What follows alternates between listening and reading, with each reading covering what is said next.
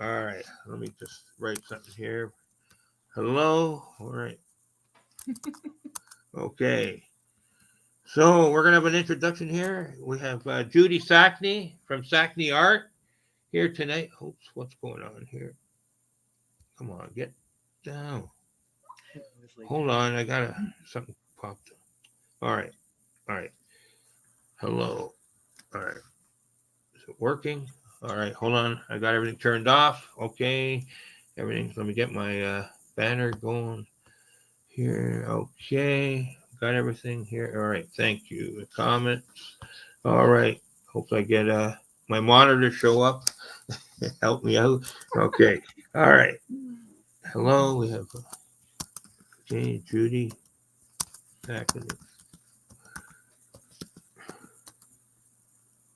All right. And Deborah. All right. All right. All right. You want to? All right. Let's start. All right. All right. And okay, go ahead. Give me a little bio or something, right? Okay, sure.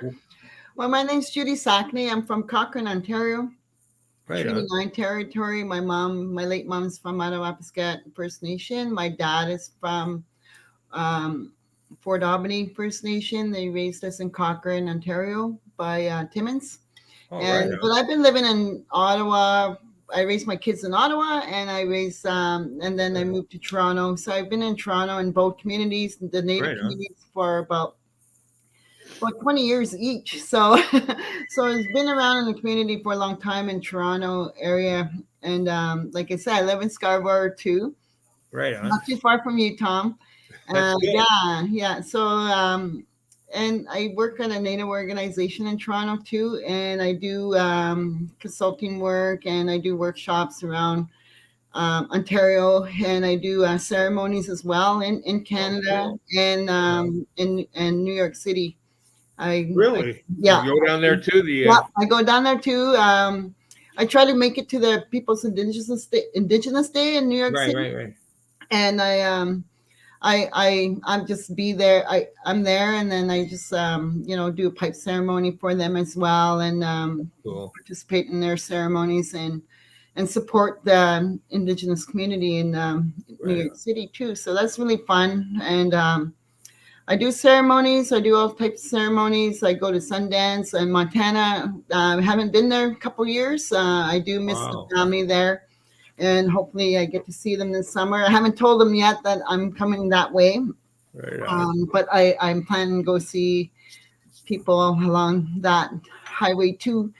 And yeah, so that's a bit about me. I'm a traditional grandmother. I do have four grandchildren, three sons, and yeah, so I come from a huge family of 13. Wow. Yeah, so we've been raised in Cochrane, Ontario. My dad's still there. He has a house there and things like that. And I have some sisters in Ottawa, some sisters in Timmins, some sisters Cool. in Toronto area and stuff like that. And family, cousins all over the place. And yeah, I travel a lot too before, like you said, like I've been out west too as well. Right, right. That's great. Mimicking. Yeah. I travel like I don't think it could have been up to 10 times there and back. Yeah. Maybe 3 or 4 times a year. I traveled sometimes. Yeah. It was great, and I took the Greyhound bus, so I seen every stop along the way from Yeah. here. Long trips, Yeah. 2-3 days on a bus, but I know. the scenery was amazing. I would, as they always said, see your country first. Yeah. I did. I seen it multiple times. Yeah. So yeah, so that's a little bit about me, and this is I also do well. Of course, I do. I just started painting, and Oh, so that's we'll talk about I that thought we got later. to start doing too. Our artwork, I put it on hold for years. Yeah, and doing, this is Deb. Let you introduce yourself. I was doing wood carvings a little bit years ago and mild painting, sketching stuff, but mostly woodwork. And I haven't done anything for years. So I would like to try and, I try and get sketching something, so I could sketch some of the things I've seen. right? It's hard. I've had to hire a sketch artist to like for the video I just showed, right, on the dwarf that encounter I had to get someone to do that for me. So sketch it out for me and that.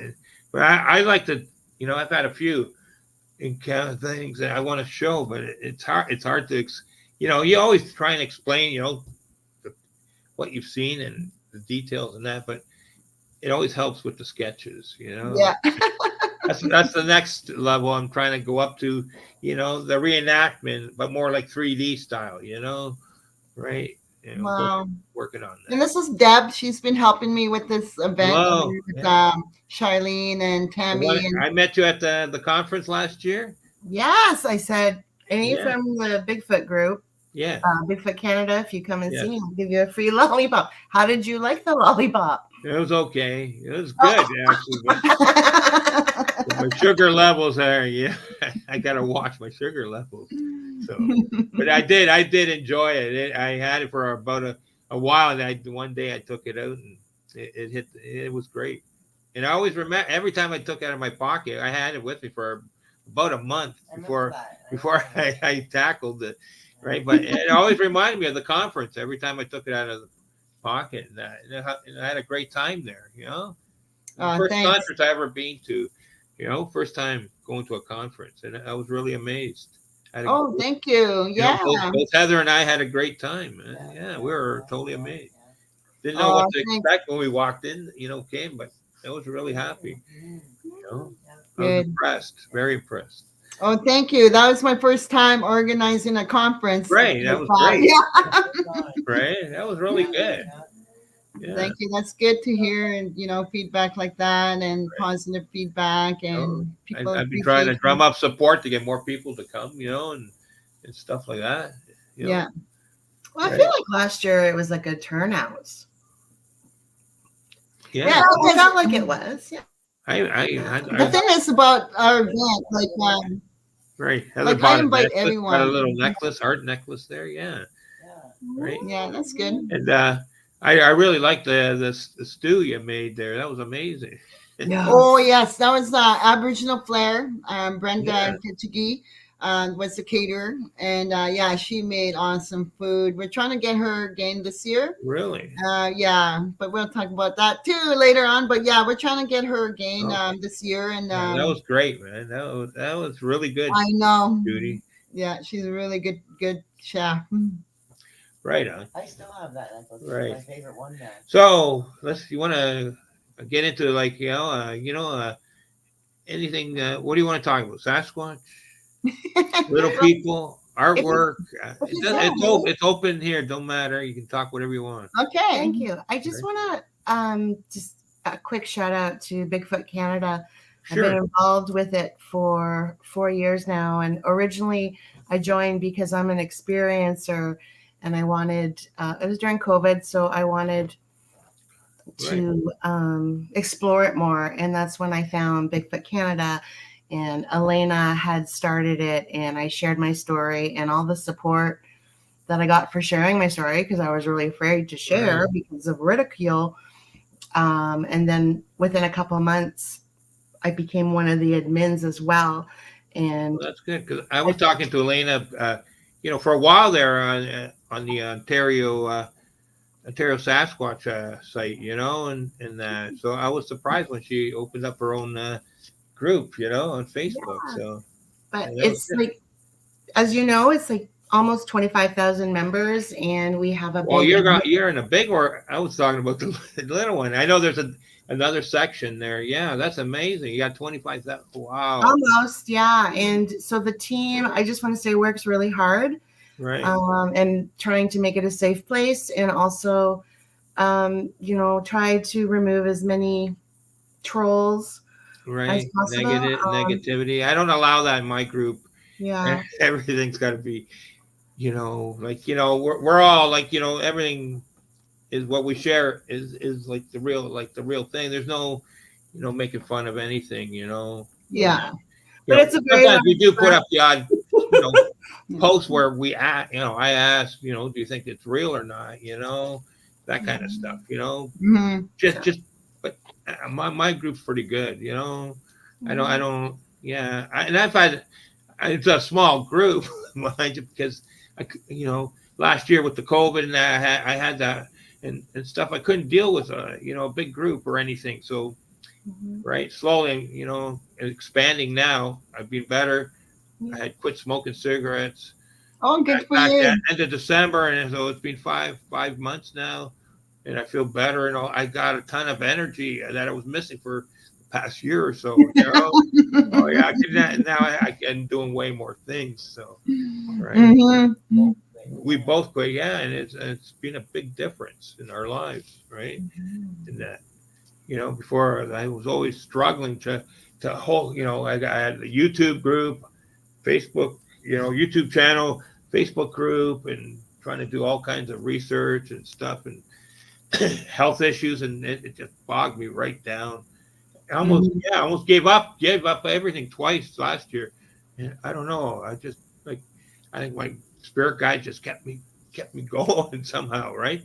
To end up back here, you know, and share and and Yeah. it's like, you know, healing, you know, in certain ways. I've been receiving on and off in that. I had you know, it's funny, just around my birthday back in end of March, I had a crow follow me from across, you know, cawing at me from across the mall there down at VP and Danforth, follow me right across over the building and everything to across the street and land right above my head on a flagpole with the Canadian flag, right, looking right down at me and cawing at me for 20 seconds or whatever, then flew off. I filmed him flying off in that. It was weird, man. You know, I said, oh God. When I heard him coming, I said, I'm out of here. I went around the corner and across the street, and he still came right for me. He fought off half a dozen seagulls, right, and everything, man. It was amazing. I'm like, wow, he's holding his position. He won't let those seagulls interfere. So he's trying to give me some kind of message. I don't know if it was my spirit guides. I think it was. Yeah. Tell me about something, you know. Yeah. Speaking And of then I birds. had to go for my eyes, you know, get treatment. So I don't know if that was trying to warn me what's going to happen soon. And I just kept saying, "Is this an omen? Is this an omen?" I kept saying to the crow, "Are you trying to tell me something? What is this a bad omen or what?" I said, "Is it?" Because I don't think it was good news. I kept saying, "Is this a bad omen? Please, not again." Right. We're gonna have to do a session soon. We'll when next time we see you. Sure. Yeah. Right, Yeah. So I was gonna say, speaking of birds, I'm also into falconry. I work with birds of prey. I took a break. Yeah, I took a break from it. You know, just for personal reasons in my personal family life. But I did it last year. I had a sponsor, and working with birds of prey, and I had a Harris hawk. He was a Harris hawk, really? Yeah, I've seen pictures of those. Yeah, and guess what I named him? What'd you name him? Sabi. Sabi. Oh wow, that's interesting. Yeah. So I know years ago I was camping and up at Lake Simcoe, right? Really Sutton there, and I was at at the site. I was at the picnic table, and there, and same thing. A crow raven was on the branch right above just off my shoulder there, right shoulder, right. I could see him. He's looking right at. I looked in his eye, and I seen Sabe, right. Every time I looked into the eye, I seen Sabe, and it was telling me I'm playing with. I got a brand new bag of marbles. I'm in my 20s. I never had a bag of marbles when I was a kid.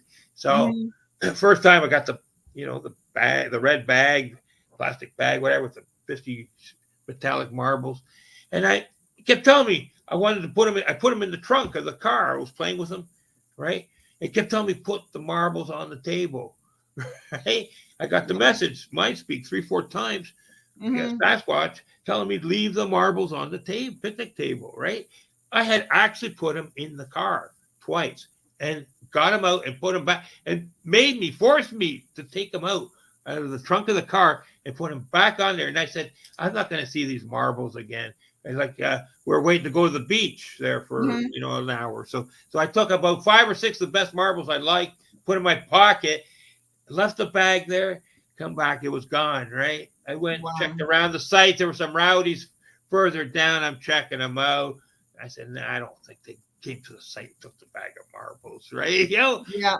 Sabe was telling me, leave the it was strange. And then years later, I never made the correlation that, my missing marbles, people were saying they were receiving marbles, gifts of marbles here and there, right?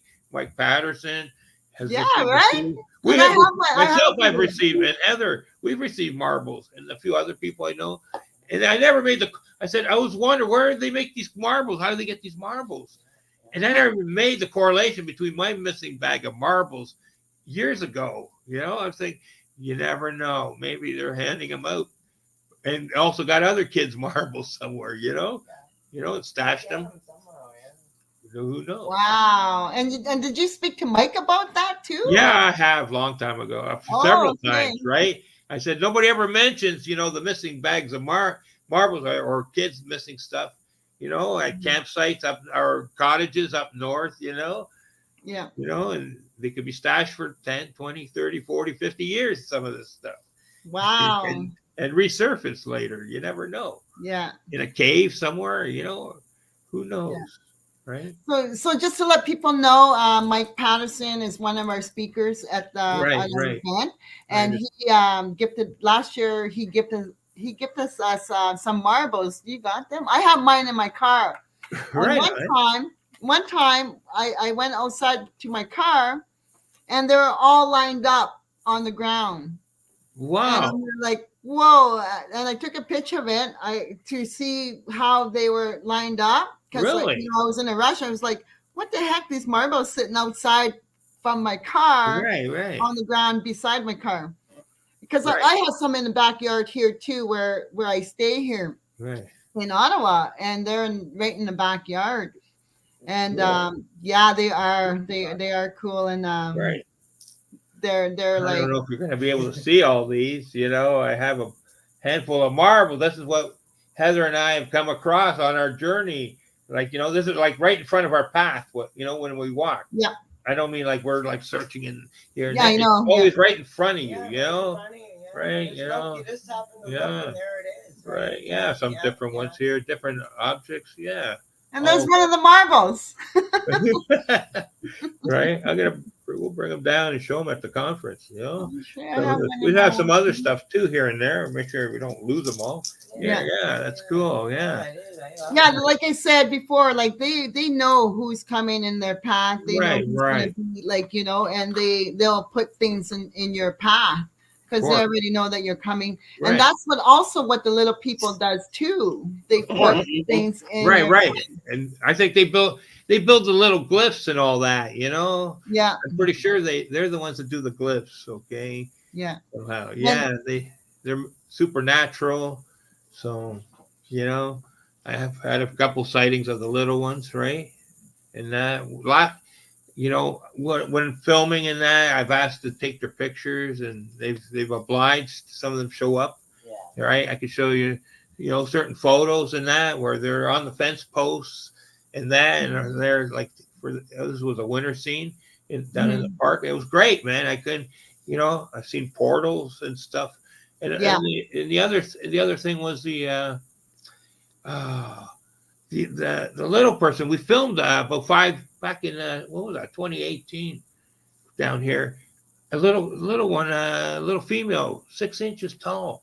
Wearing a blue cloak, like a hooded cloak, with dark brunette hair, like almost like the Princess Leia style hair, the little bun there. Yeah, it was weird, right? But she was shaking her head. No, she didn't want me filming. I'm thinking, well, if you didn't want me filming, why are you standing here? Why didn't you hide? She was right behind the log there. She did want us to see her, but she also wanted a message, send us a message. No, you have to be careful what I'm doing, because when I first started filming for our group and channel and all that, I was first going out, got my camera and started filming and that, and she's telling me I have to be careful what I'm doing and what I share. You know what I mean? I never ever did share that live footage, right? And when I went to download it, I was also missing about 5 minutes of footage.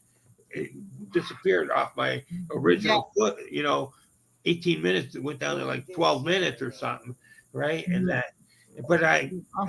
I heard too many stories that if you go against their wishes, you're gonna have real bad misfortunes.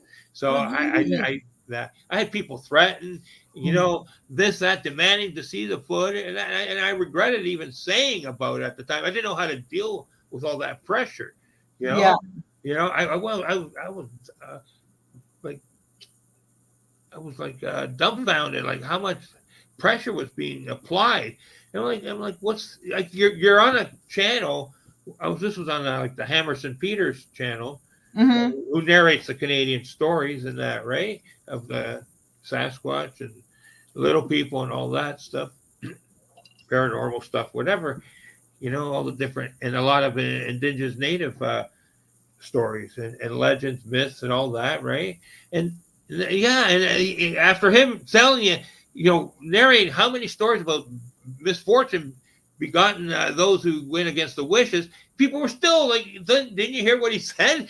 No, I'm not taking that chances, right? And I was lucky I was listening to those shows, at the time, because I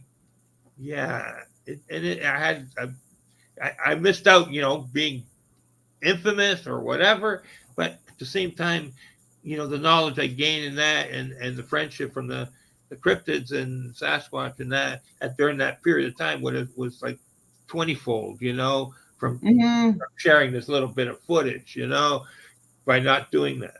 So and I had our guides there, and, 3 spirit guides, Heather and I, myself, Isha, the female, Risha, her child, male child, and Borm. Borm is German for like for the male. The big male was Borm, Borm.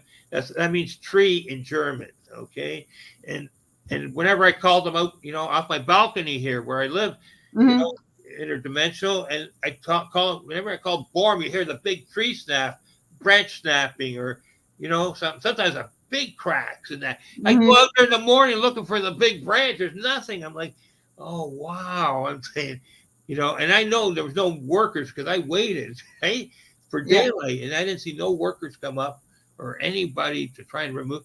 And I just said, wow, it's amazing how they make that noise, whether it's done interdimensional.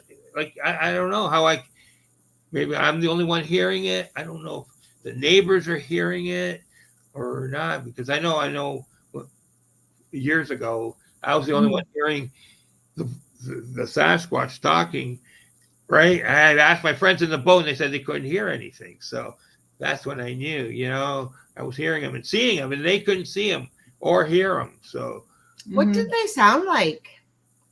Almost like you and I, like you said Bigfoot. You heard Bigfoot? Like, how did it sound? Like, but they're sounding to me like, because it's interdimensional. Yeah. To what I am accustomed to hearing, right? You might be accustomed to hearing something else, so it might be different for you. Yourselves, right? I'm accustomed to just regular English language, so it sounded the same, but more like almost like chanting a little bit. It was right, but the voice, that I heard, it took me for years trying to discern if there was any physical voice or it was interdimensional, and finally, I come to the conclusion it was only interdimensional, but it was only aimed towards me. The other people couldn't hear the voices, right? Yeah, that's the thing, eh? You can only hear them because they're communicating with you. Yes. But others won't able to hear them as well. Right. So you're being the conduit, I guess, to convey the message, what they're saying, or what they want you to do. Right. And that's how it is. But sometimes people can hear them speaking in their language, because I know when we went blueberry picking, my sisters heard them, my brother-in-law heard them, but they were speaking in their own language. And I'm not like, I'm not the only one hearing them, but that's the time when you'll hear them. But when they're speaking directly to you, they'll speak to you in the English, because they can speak in any language. Yes, I know that. They can speak in any language, and because they're all over the world. They're not only here in Turtle Island, they're all over on the other side of the world, which represents the elephant. Yes, I know that. Right. Yeah. And that makes sense, because, like, and I want to be communicate in simple English language, right? That I Yeah. understand, right? And that's That's all. right. That's all how it's always been for me, myself. Mhm. Some people get more intricate stuff and that, but I've only keep it simple mantra, And right? that's with one of the clan members that I communicate with. I was calling him the elder because when the first two came, one was older, so I was calling him the elder. And then he told me one day he didn't like that name because you know what elder means, Right. And then he told me one day just call me Mushum. So Wow. Mushum means grandfather in Cree. To way I say Mushum, it means grandfather. So he told me call me Mushum because that's his role in the clan. He's the grandfather. So that was pretty Wow, cool that's to hear interesting. that. So and to know that, I go okay. So I called him the Mushum, and then I painted him. And then when I go down there by the river where I go do ceremony, he peeks around the tree and like, oh, she's here. It's time for ceremony now, like, and then I go, yeah, I'm here. And they're very comical and they're very like, have a good sense of humor. They're Oh, right funny. on. They laugh at you. They make fun. And like, they're just like us, like the Sure. indigenous people. We have a good sense of humor. And that's what they were doing to me when I'm there alone. When I go out there alone and do ceremony, they're just making fun or laughing or shaking my leg, I shaking feel my the presence sometimes. I see the wind, yes. shifting the canopy there. Just that one tree right beside me. Everything else is still, Yeah. and I know, and I've seen strange, like the flock of geese going into the clouds and not emerging anywhere, and Yes. right, and said, okay, I know, and then the trees and around, and I've had other people who are seers and sensitives and that say, yeah, that's an active area you're in, or I was filming that day, and I said, I know it was, you had to be there. I was experiencing it. There's some Yeah. fireworks now starting to go. Did you hear that, Heather? Yeah, I did. Yeah, wow. I Yeah, think they work with hopefully they start up soon. individual gifts as well. Right. But well, I wanted to say too was a lot myself. Like, see, I this year I'm going to try harder towards on the communication because I've always been like shy or I don't know because I always just called them my friends. I always said my friends. I never got into Yeah. any names or stuff like that. I always said my friends. Just called them my friends. Right, and that's how I was communicated. Right, I didn't. Yeah, Right? and that's what I say too to my family. I go, okay, I'm going, or to my friends, okay, I'm going to go see my friends. Like I say that, but yeah, I'm going to Right go see on. my That's friends. cool. Or my son would say, Mom, I think your friends are out there. Right. That's And cool. yeah, that's Mom's friends out there. Then comes running back in the house and stuff like that. It's so funny how we refer them as like when we speak to our family, Right. the friends, we'll say, oh yeah, I'm gonna go see my friends, or oh, Judy's friends are out there. Oh, those are Judy's friends. Right. That was like the when I said like too when I, because I had put the word out back in the 90s. I put the word out that I had a few encounters and with Bigfoot, Sasquatch back then. This and my friend then one day that I worked with came up to me and said, he needed help with his That's your noisy. his sister and brother-in-law were having trouble at their cottage, at the cottage land there. They're up in Lindsay. They're having trouble, right? With the Sasquatch. Or were getting stuff thrown at them and shaking that. And they wanted me to come up there and investigate what was going on. They were really scared in that. And they were asking about a year and a half at least, about 3 or 4 times. And finally, the one day I was up north and I said, okay, I put a bunch of coins in the phone, made a long distance call. I was way out by Balsam Lake here in Ontario. Forth is there, whatever. And then I had to go out to Lindsay in that. And, it's funny, yeah. And I met, and I didn't expect to have an encounter when I got there, but I did. And it was, and also, I had the mind speak by the Sasquatch Council that time, right? And I was told they knew I was coming to the site, and they know when I'm coming in that. So Oh yeah. right, and that was like news to me. Like wow, I was like, wow, I was dumbfounded that they knew. It's like, you know, and I was trying to figure out what's so important about this site. Why can't, you know? And I found out there were three Sasquatch living there at the site. And I thought they were guarding some, because I said, what's so important? They know it's the humans, you know, enter their property. Why can't they just go? They were away from the tribe, okay, or clan, tribe, whatever. You know, they were separate. They were three rogue, or they're trying to tell me, right? And no, they were guarding a sacred portal site or something like that. Right? I was going to say that they're guarding. Thank you. Right. They guard the clan too, because the clan may be doing a ceremony, or they're doing a hunt, or they're doing just a gathering. You know, like we gather, right? The feasting and all that, eh? Children too, and you know, or even a birthing. Yeah. You know, so that's what they do to guide. They did ask me, they wanted to talk to me alone, so I had to send my friend there and his family, the three of them there, to walk 50, 100 feet away, right? Yeah. Right? At least, I told them 50, they said, no, 100 feet. You got to go at least 100 feet, right? They told me, right? They wanted to talk to me. And I got the mind speak from, like I said, from the council and that, and also the one there, one of the three communicated with me, and we came up with a truce. You know, and that they'll respect this area. They'll give you some leeway here and stay away from this certain area of the property, as long as, you know, you don't throw things in that and scare the bejeebers out of these guys, right? And for 2-3 years, I asked a couple times, 4 or 5 times. Everything was still okay. Then I went out west and lost contact, lost the phone numbers, all that stuff with my friends and that. But things must have worked out with them, because for about 2-3 years there, I didn't hear everything was okay after. So I guess they came to an understanding with each other.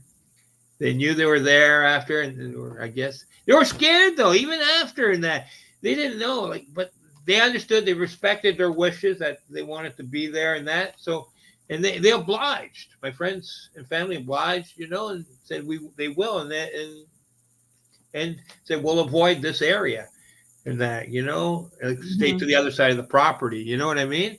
Yeah. And that just for them, and that, and knowing that they're there, and that, and then I said, don't, you know, and also don't, you know, be blurting it out that they're there, and that was part of the agreement. And they'll be quiet and leave you alone, right? And that, and it worked out. And that includes like the coexisting part, and it also teaches respect, because one of our teachings is respect, and that's what they're about too, is respecting others as well. Right. You know? I learned that, like I said, like way back in the mid 90s, right? That and it was strange too, because, you know, it's like I got before that, I was at the campground, like I said, at Balsam Lake, when I got blasted by this vocalization from a Sasquatch across the lake there. It was so intense and loud, the infrasound from his yell. Somebody was aggravating him. Some drunk guy was a loud horn, was aggravating a Sasquatch there, making noise or something all weekend, right? And then, you know, it was like a long Friday or Sunday night, whatever, I got blown away, right? On my lawn chair I brought out of my truck. I'm sitting there on my lawn, and boom, it just knocked me right out. It came like right across the bay of the lake there, whatever, right across, and hit me so hard, knocked me.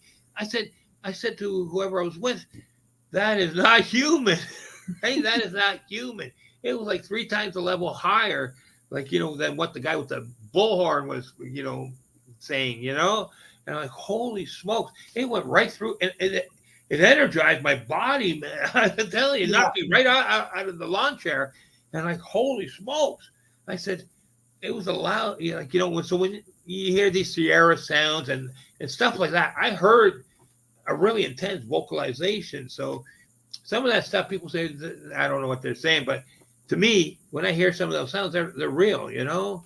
That, Oh yeah. right. Yeah. I said, no human can make that sound. I said, that is Mhm. like 3 times the capacity of any human. Yeah, I You can't know? even imitate them myself, you know, and I heard them as well speak in their own language, but Right. it's very hard to imitate them. It's like, Right. And this was yeah, like a loud yell, scream, whatever. It wasn't a loud, like, wow, whatever. But it did. I'm like, leave me alone, like, type of stuff, like, but, well, they never done that to me yet, so but like, so knock I on was wood. just, it was like it was like a triangulation, right?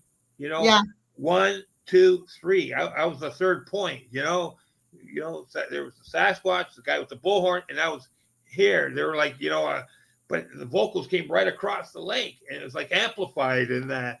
But holy smoke! Like, and I was feeling this all weekend. It was going on and off, these vocalizations, and then it finally got really intense, and it stopped after that. I guess Buddy got scared too, or something, right? yeah, But that yeah. was wow. Was Right? that at a provincial park? Yeah, in Balsam Lake Provincial Park, Yeah. right in the Awesome. mid-90s there. It was Yeah. crazy, man. Well, they're all over the place. I'm going to say Yeah, that yeah. now. They're not only in bushes or deep in the bushes. They're all over the place. They're even in cities, Right, like you right. said. They're in the backyard, and they can appear anywhere too. And Mike talks about that too. Like Right. they could come in your apartment, and it's true they can.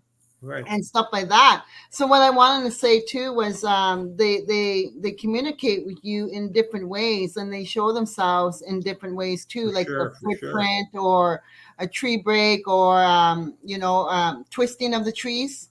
You see Yes, the yes, trees yes. twisted, yeah, and they leave you gifts like they did to you. They left the rocks in your path because they knew you were coming. And that's one of the responsibilities too for us Native people, for some nations. If you want a medicine or you're asking for the medicine, you keep on praying for that medicine because they got the ability to go in different other dimensions to get the medicine that you can't even find in that area. Right, And you keep right. on asking them and gifting them, offering them tobacco, anything like that.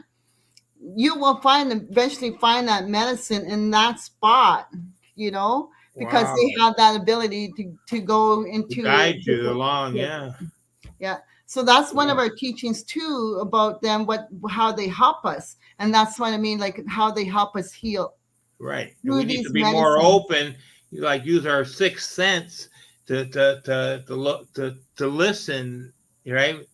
And be guided, and let ourselves be guided to that medicine. Yes, and that's another thing too. Like people think you gotta listen here from your ears. No, it's not No, listening from the ears. It's listening from your heart heart, your and body, your everything. own Yes, vibration, right? Because we all have yes. vibration. We're Yeah, all, positive yeah, vibration, yeah, frequency vibrations. Yes, of course, right? The yeah. more positive, the So, better, right? yeah, for sure. Yeah, they love people laughing and they love hearing kids playing and things like that. And Sure. and I've seen a lot of photos where the mother will bring the young baby or the young child to near a playground to see other kids playing and having fun, yeah, in that. And to me, that's like heartwarming because sometimes it's the only baby or young juvenile in the family there, or whatever. Some of them are older kids, so it can't relate. You know what I mean? And yeah. then and trying to show them that the human kid's having fun to learn that aspect of when you're young to have fun, just like the human kids are having fun at the playground. Yeah, yeah. And I've heard of stories of them joining in sometimes, Yeah, they in have remote playgrounds too. locations, right? Campgrounds and stuff, Yeah. when the kids are really young, and they don't know yet that's a Bigfoot, Yeah. The one guy I talked to, he had that happen, he was the only one there, and he didn't have no friends in a really remote campsite in Pennsylvania or wherever it was, right? His parents there didn't want to, they were outlaws or something. They didn't want to mingle with locals, so he was stuck. And he met a young Sasquatch girl and her younger brother, and he just thought they were, dark skinned and had more hair than him or something. I don't know. He was he just didn't comprehend it till later, right? That they might be. He wouldn't ask his parents, and he just said, "Oh, they're some kind of class, like from another country, the people or something," right? Without even bothering to go and check to see who they were, Yeah. That's okay. Don't worry, go play with them. They Yeah. didn't want to go and whatever. Yeah, my grandsons had an experience themselves 2 summers ago in Niagara Falls, and Really? I just asked my son if I could upload the video because Sure. my grandson was talking about his experience and Wow. what they saw and things like that. So I asked my son, is it okay if I could talk about that at the conference because the point of that is like my grandsons could see them and identify them. They knew right away what it was, Right on. and they weren't Oh, really? scared. But by the time I came out of the car and went to go look, he was just standing still. But earlier before that, he was moving around, going this and stuff like that for the Right. kids, and the kids were like laughing and waving at him. But when I got there, he stood still, and they're like, "Oh, he's not moving anymore." And then I go, "Okay, come on," because I had to go to the bank before it closes because my bank card didn't work, so I had to continue on from that. But we couldn't see anything. I didn't see it. Well, I saw him, but for the kids, he was more like Right. entertaining them and like moving around, like dancing and stuff like that. And this was in Niagara Falls. And Yeah, it was yeah, that's what's amazing. yeah. I've recently, while being on the live show here, playing some of my videos, footage, right, Mhm. and that, and I noticed stuff. I noticed Sasquatch in the video, interdimensional, that I didn't notice before. I said, "Wow, he was right there with Yeah. us," right? And I'm like, "Wow." I have to show you once or twice there. I have to dig them up somewhere there, and mark them down which ones. I did not notice till just recently. I'm like, Wow. wow. Yeah, I've watched the footage a lot of, about 10, 15 times. But this is the first time I did notice his actual image there. Like, I didn't really know. Now I said, wow, he was right there with us that day. Yeah. So, like, it doesn't matter.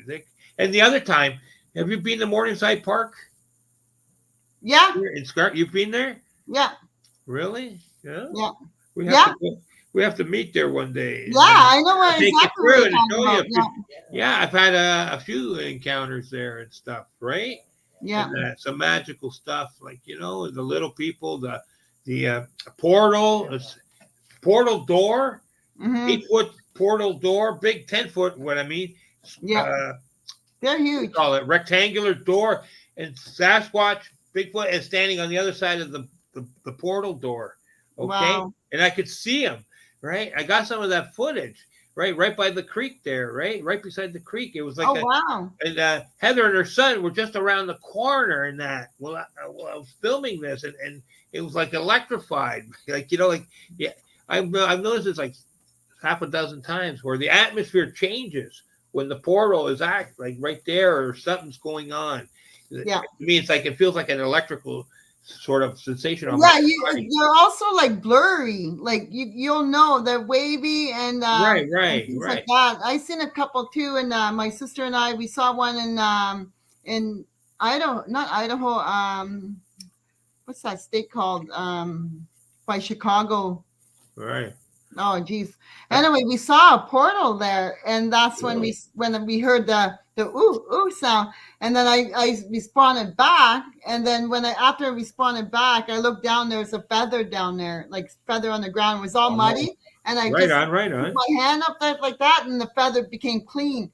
And then we went down the path, and that's when we saw, like, I saw him. I could hear that voice saying, "What do you see?" And I go, "I know damn right what I just saw," like, Yeah. And then after that, I was going around the bend, and I thought it was my sister and my friend laughing and a lot, but it was the little people in the bush. Right on. And then I was like, oh my gosh, these girls are loud, like, and I was trying to get them out of there because I just saw like a Bigfoot walking over there, and I just wanted to get them out of there just to be safe. But before we saw him, that's when I saw the portal. And my sister told me, she asked me, Judy, is that a portal there? And I go, yeah, it is. It is a portal. And that's what we heard, where I thought it was an owl at first. This was like maybe 6-7 years ago when, started communicating loud like that, along with that. But yeah, and also like there's a park north of Toronto where me and my friend were hiking, and I saw one just behind on the other side of the spruce tree. Like I just saw his leg. Really? Yeah. I believe it. But before we saw his leg, we saw a portal there too, and it was huge. It was maybe like at least maybe like 20 feet high and about 10 feet wide. And it was just so amazing to see when you see them. Like right.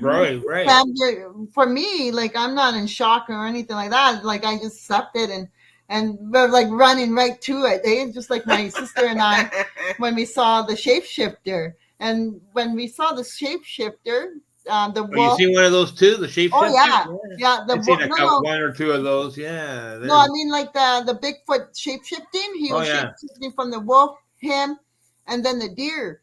And then wow! I've only seen that in videos. Oh, videos. Like, is that a deer there or something, or a rabbit, a deer, something like that? Yeah, and that's what people say to me too. Like, where's the videos? Where's the pictures? I go, well, we're in ceremony. We're in ceremony. That's why I paint them. Because I'm not going to put down my pipe down or you know what I mean, pipe down and grab my camera. But I will ask to take pictures after when I'm done ceremony.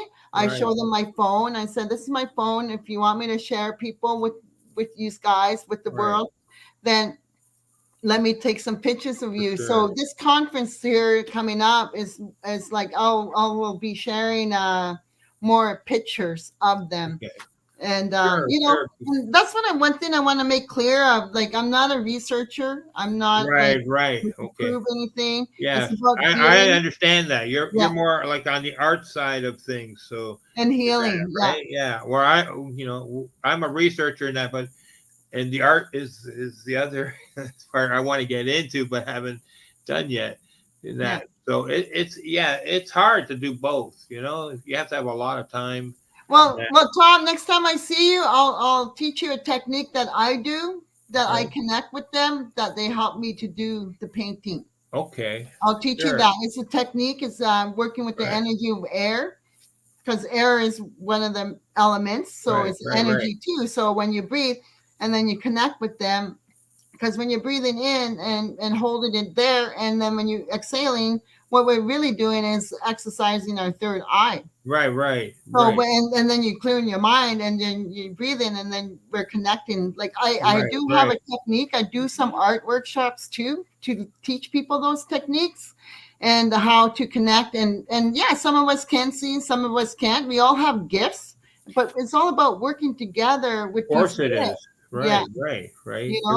And I tell you, like, even with the little people, when they communicate with me, and a lot of times I have to listen real carefully, because they're in a lower, smaller pitch of sound or something, and I really do have to listen, right? Because I can miss it, right? Yeah. And I could just barely make it out in that a lot of times, because they're, and it's weird. But at one time we were like clearing some trees and that and branch stuff, and I paused in front of one of these trees. My friend told me to put it over, and I got a message there telling me, you blocked our entrance to our house, right? And that, what?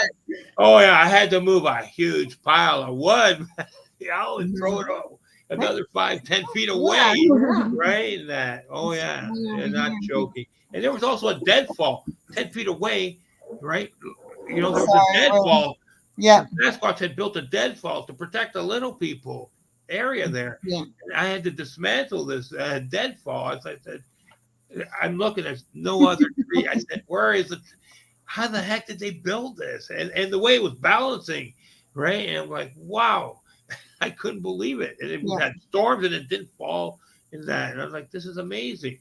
But if you walk, here and hit it, it's gonna come down on you. Yeah, it was right towards the, guarding the entrance to the little people. And I did. I moved everything in that. And after a couple hours later, they're playing a joke. I seen them, they're right scurrying around, quick. And he left a bolt, nut and bolt on my friend's chair, and he went and sat in what? A little joke they played. Put a little bolt. Sorry to interrupt, but we're just having an experience right now, seeing a little orb flying around us. Right here. on. Yeah, we just saw that right now.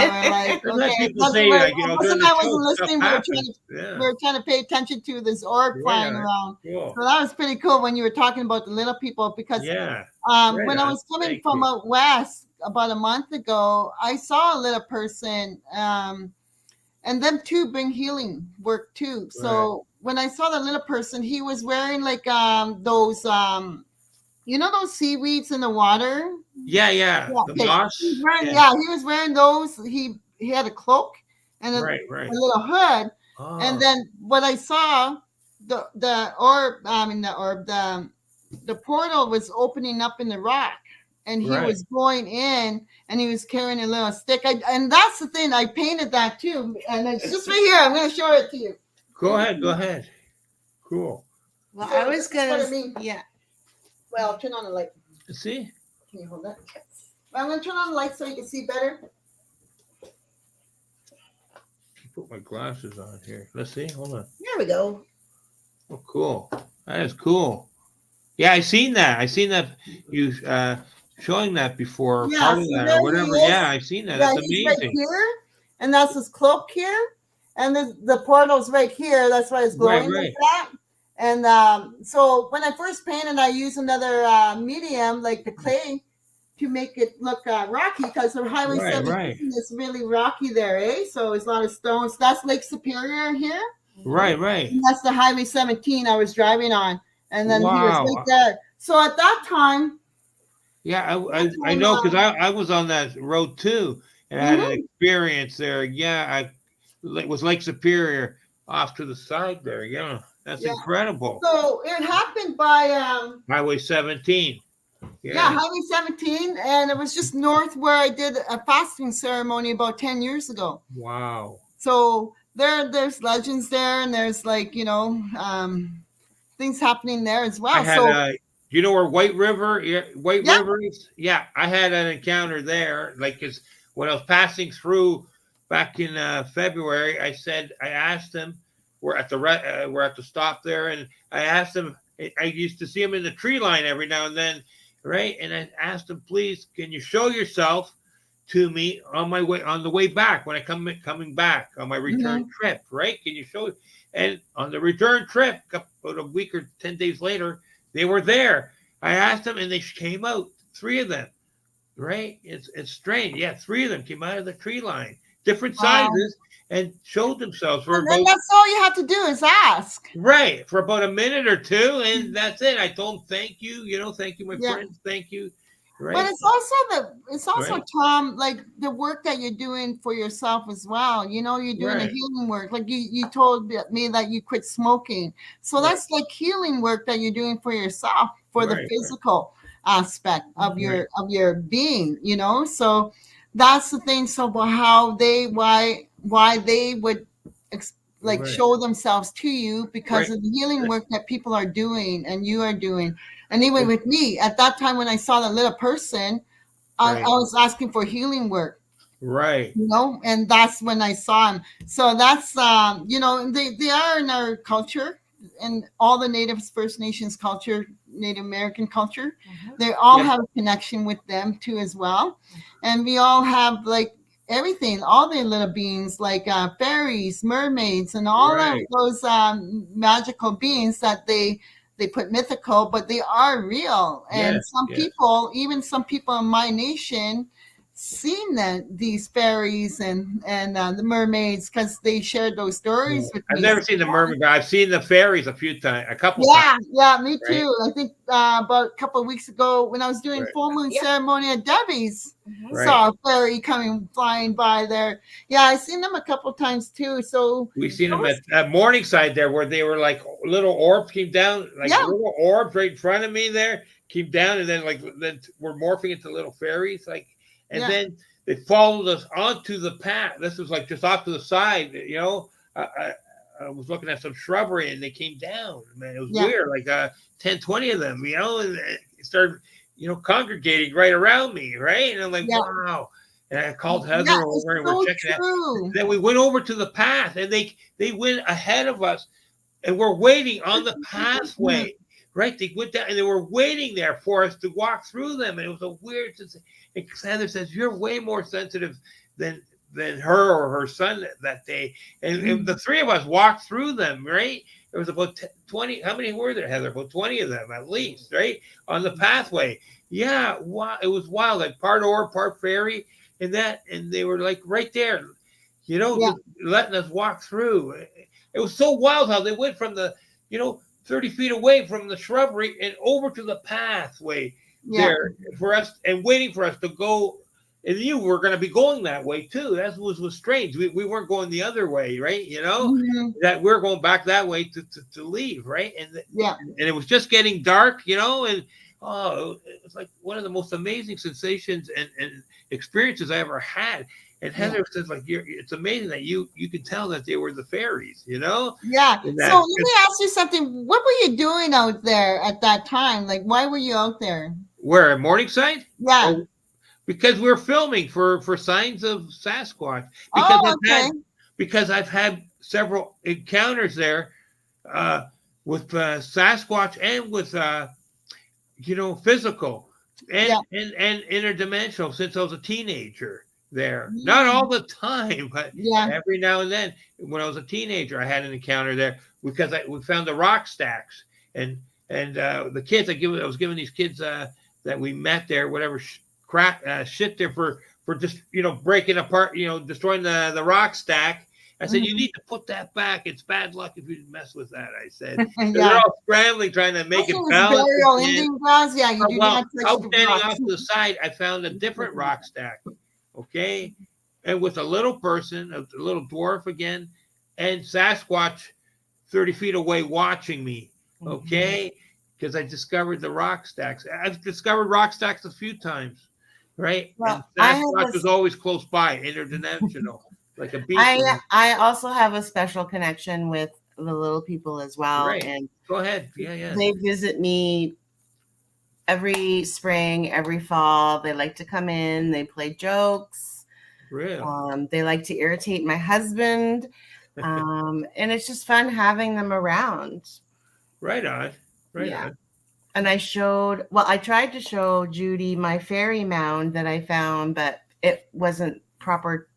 So do they let you see them? Deborah, do they let you see them? You know, you see the physical forms or interdimensional forms, whichever? Are they physical or interdimensional or both? A little bit of both. Okay. And they let you actually view them in that, or sometimes? I can see them in my mind. Oh, okay. Yeah. Except when Judy was at my home, like they made themselves a lot more visible. Make a coffee, Heather, please. Yeah, all right. Wow. I'll tell you, when the first time I seen him was I was 7 years old. Okay. Downtown off Dufferin Street at a junior high, an old junior high school there, right? I was drawn to the energy was like, you know, pulling me right from across the street. I had to cross Bloor Street and go to the school, which I wasn't allowed to. I was only 7. I wasn't allowed to cross Bloor Street. We're on the east side of Dufferin, right? And the old man would have whooped my ass big time. He found out, right? But something 2-3 times, 3 Saturdays in a row, I was allowed to go down a couple blocks down the street on a Saturday only. We're never allowed to go that far away from home during the weekdays because Saturday, all the kids are out, you know, friends, relatives, and that are home from working. A lot of them, you know, they watching the kids. So, right, this is downtown Toronto, so you have to still be careful. Well, anyway, so I crossed I don't know. The energy was calling me, pulling me. I had to cross the street. I don't know. It's like I let my hands. I went across the street into the schoolyard.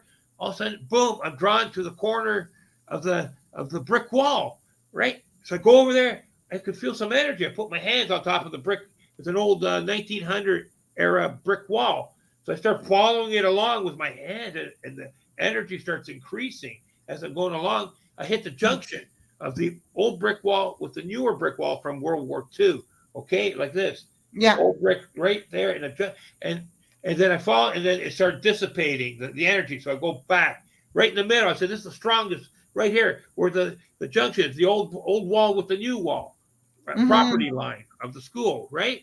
And all of a sudden, I see a faint outline of a 3-foot diameter black outline of a portal, right? Like a circle, right? I said, I don't know. I said portal, and I got a subliminal message telling me you're right. Okay, somebody was guiding me along. Every time I discovered, I said that's energy or something, and that portal, somebody was telling me, yes, you're right. They never told me. I had to blur out the word, and then they would say, yes, you're right. It's a portal and stuff. Like I had a spirit guide or something guiding me along somehow, right? But did not tell me. Church They didn't tell me. I had to figure things out myself. Yeah. But when I did, it told me I was right. Okay. Yeah. It was weird, but anyway, so yeah. And when I did, the story's long. We're eventually, third time back, the portal was open, and I didn't want to stick my hand in there. I was scared. I put a stick, and I got the stick. It actually went in the brick wall a little bit. I took it out. So after I got my friend's ball and I kicked it, I was kicking against the wall. And then I kicked it into the portal, and it went in. Okay. Yeah. It went into the brick wall and didn't come back out, the ball. And that's when I knew I was in trouble, because it was the bully's brother's soccer ball. Yeah. And he's asking where, the kid, where's the ball? I don't know. I said, I kicked it. It should be here. Where, I'm looking for it. I go, God, man, where am I going to find this ball? Right. This kid's, I'm going to get thumped, and it's funny after, the two little guys came out. The little ones are about 16 inches tall. Yeah. Thin built, right? And one had looked like a dwarf, sort of, with a little great white beard, and corduroy like type, not corduroy, but plaid like type almost clothing, top and bottom pants and shoes, like little cobbler shoes. Like what a little elf would look like. You ever see like the little Keebler elves, but thin, with a thin, pointy face, and pointy nose, like sort of little pointy ears, like a thin, but pointy face, and same with the pixie or elf dude that came out too after, wearing green clothing, like it looked like real clothing, like pants and jacket, and caps, right? They both had, one had a green cap, the other one had a blue cap. Okay, all green, all blue clothing and cap, but black. I can't remember if the one had green shoes or not, but black shoes. But anyways, they asked me a couple times, how could you see us? How could you see us? Right? I never did get to explain to them, because I asked them after to help me as I'm getting thumped, and they said we can't risk being seen. So I covered for them while they escaped back to the portal after one. I could have ran away, but I didn't. I don't know. And they will reveal themselves to children, because children are most close, they're most innocent, they're fresh from the spirit world. You know what I mean? Right. But they were asking me how I was able to see them. We weren't supposed to see them. I was one of the few people who ever did see them. So. Yeah, and that's the thing, though. It's just like Bigfoot, right? Like they'll reveal themselves to people, and then of course it's all about healing again. It goes back to healing work on ourselves and on to the people that we love, and all these teachings that they bring to us. I don't know who we're supposed to be in our previous lives. We must have some kind of shaman connection somewhere. I was thinking, possibly if you believe in the previous life and that reincarnation or whatever. I believe in that. Oh yeah, me too. I believe in that. Yeah, and I don't want to know, but I'm sure I have some kind of connections to that kind of stuff, right? Well, like the past lives and your gifts too as well. Like we all are gifted. It's just them helping us reveal our own gifts, our own healing gifts that we all have, Right. And that's where our culture comes into play. Like, our culture is all about healing. Our ceremonies is connecting with the spiritual realm, with our ancestors, and with Creator. Right. And everything's connected to Creator. That's the bottom line of everything. Like, it's all Creator's work. Have you ever had an angel encounter or anything like that? No? An angel encounter? Oh, yeah, all the time. All the time. All the time. Oh, yeah. I haven't seen Jesus. So, I love Jesus. Yeah, I did see him. And, I seen him once, long time when I was a teenager, but these are things that, like, when people think you're crazy sometimes. I don't know if it was because of the hallucination or, I was scared though, because I did see him, and whatever I was doing, and it was only a 15-minute thing. I had tried some DMT, and I did not, the guy did not tell me, I was like, that I was going to see, Jesus or anything like that. I knew the shaman, I researched it. I knew the shaman and that have visions of, jaguars and anacondas and birds, eagles and stuff like that. And some condors. And recently I heard some of them do see Jesus and stuff in that, in their visions, their vision quests, right? And it scared me. I didn't know if that was the real Jesus or not. Right? And I was up on a cloud, and he told me, don't be afraid, and like, I'm looking, you can look down, you're not going to fall. I'm like, really? Wow, and that is crazy, man, I'm not joking. It's happened, right? Whatever, but yeah.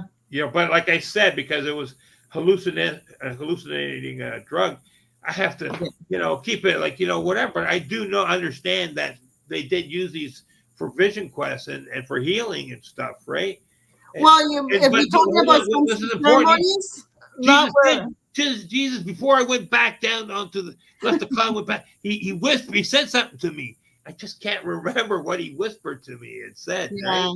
Maybe I'll get it back one day. I don't know. For 10 years, I've been trying to figure out what it was. Okay, I think what were you doing? Like peyote?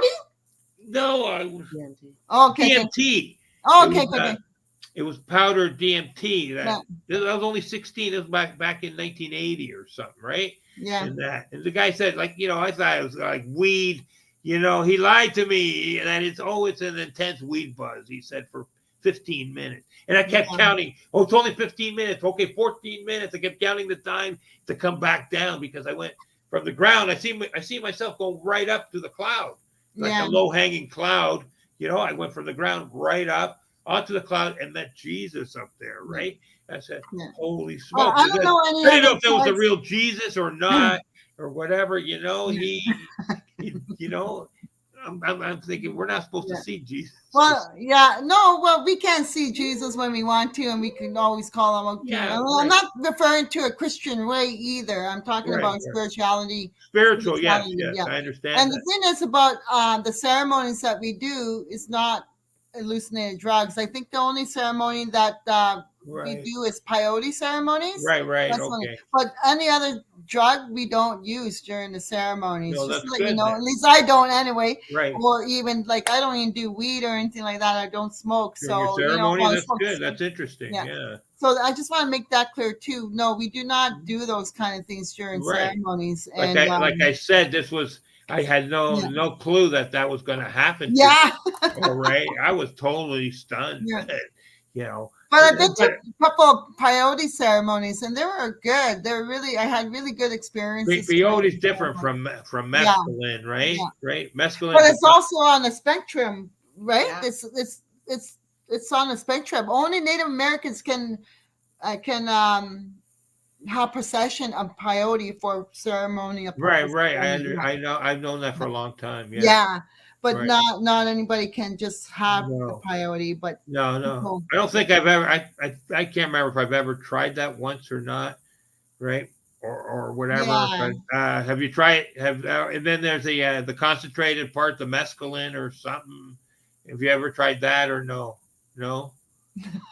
I never tried any drugs, to tell you the truth. No, that's good then. That's good, right? Yeah. right? I never tried. When it came to hallucinated drugs, I didn't do very many. But my son told me to take mushrooms one time.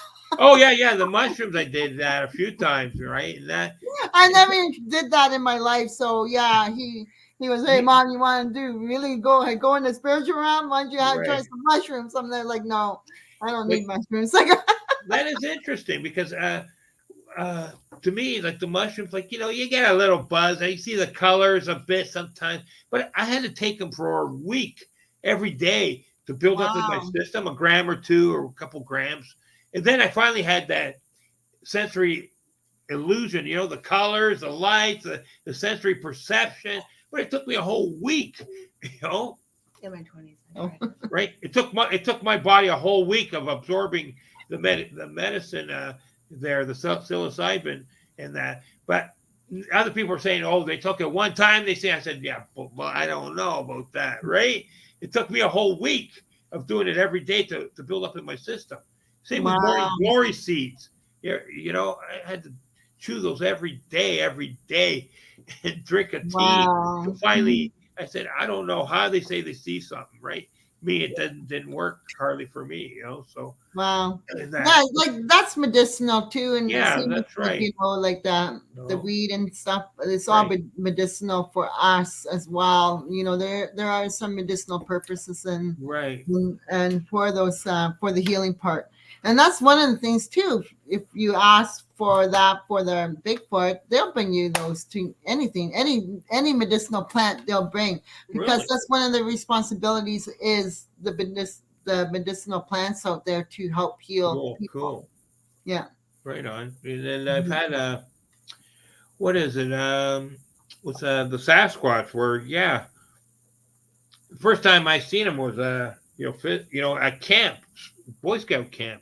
I was up at Orangeville Highlands there. They had the jamboree. Oh, yeah, they're out there too. Yep. Have you been there? Really? Wow. Yeah. I had a camp there too as well. We saw a big 14. Right. I was 14 years old. And then first time I met him, I had a bronchial asthma attack because they pitched a tent on top of some noxious weeds and I couldn't breathe. They had to give me the oxygen mask. So while they're going off to do orienteering, mapping, and whatever else, I had to sit there on a chair, well, somebody watched over me. And then, finally, I told the guy, you can go, right? I'll be okay, right? Yeah. I'll join you guys soon. And so the guy, my watcher left, right? All of a sudden, boom, Sasquatch appears right in front of me, spiritual form, right? Interdimensional. But he is right. I'm sitting on a chair. So he's he's not on the ground. He's at knee-high level, about 7-something feet tall, looking down at me, right? And says, don't be afraid. I'm like, wow, okay, all right. Because I already seen the little people and that when I was a kid and some other stuff and whatever. I already knew about Sasquatch. Okay, I said, plus where am I going to go? I'm sitting in the chair. He's right. He's not and he's semi-solid, like he's translucent a bit, but he's also semi-solid, and then he's telling me not to be afraid. He talked to me for a minute or two, right? In an English voice, and that, right? So, and wanted to know a couple things, whatever. And then whatever, somebody was coming to call me or something, and he had to go and disappeared. Well, the next day we're doing whatever mapping and stuff, right? I see a rock stack down by the river, and then whatever. I was with 2 other guys, so they're down there. They're checking it out. I go up off. I see something catch the corner of my eye. I see another rock stack, so I go up there, right? And there's a ridge coming down, so it's partially blocking my view from the river from the other 2 guys. And I see the rock stack, and then I see the Sasquatch I seen the day before between 2 trees, but he's a physical form. And I said, I start talking to him, and then these guys are going, who are you talking to? I said, I'm talking to myself. I said, right? And they're going, what? That's not normal, or is that? And I said, yeah, well, whatever, right? and that he goes, he says, are you going to tell them I'm here? And I go, no, I'm not telling those guys. No. right? Because I knew a lot of these are only meant for me, the sighting, Yeah. I understood that since I was a little kid, right? Yeah, and then that's the way they communicate with you. They'll communicate you, and they'll give you directions and all that stuff and instructions what to do. And then, but Right. don't forget too, you can ask too. You could tell them things too. Because when I take my grandchildren out there to where I go, I would tell them, okay, I'm taking my grandchildren out there. Don't scare them. Don't throw things at us. I'm giving them instructions like just protect us. Like boundaries. Yeah. Yeah, setting boundaries and stuff like that. But you have that power too to tell them Right. as Because well. I remember when they told me, right, Mhm. after whatever, we're out on the lake, I was going to spend some time at shore while the other guys went out fishing with my girlfriend at the time. And they told me, don't you dare do any certain things with your girlfriend out in the open here, because we have our family here, kids and everything. We don't want you doing that, Mhm. no. You go fishing, they said. No, leave your partner alone. She's safe. And Yeah. I didn't want to leave her there knowing that they were there, right? At the Yeah. time, this is like 30 years ago, right? And I'm Wow. like, but I had to put my trust in them. Do you Yeah. understand? Because they said she's going to be safe, so I trusted them. Okay. And when I came back, my friend's telling me, wow, you're not gonna. I said, I know. How do you know? I said, I know. Okay, but they It's want us trust, to right? get in It's the trust, boat, and they want to honesty. meet us, right? And then got in the boat, going along, and there it was 6 foot tall on the point beside the tree. Mhm. And I kept looking back 5, 6 times. I go, is that real? Because it was the first time I seen them without hair on their face. I always seen them with full hair.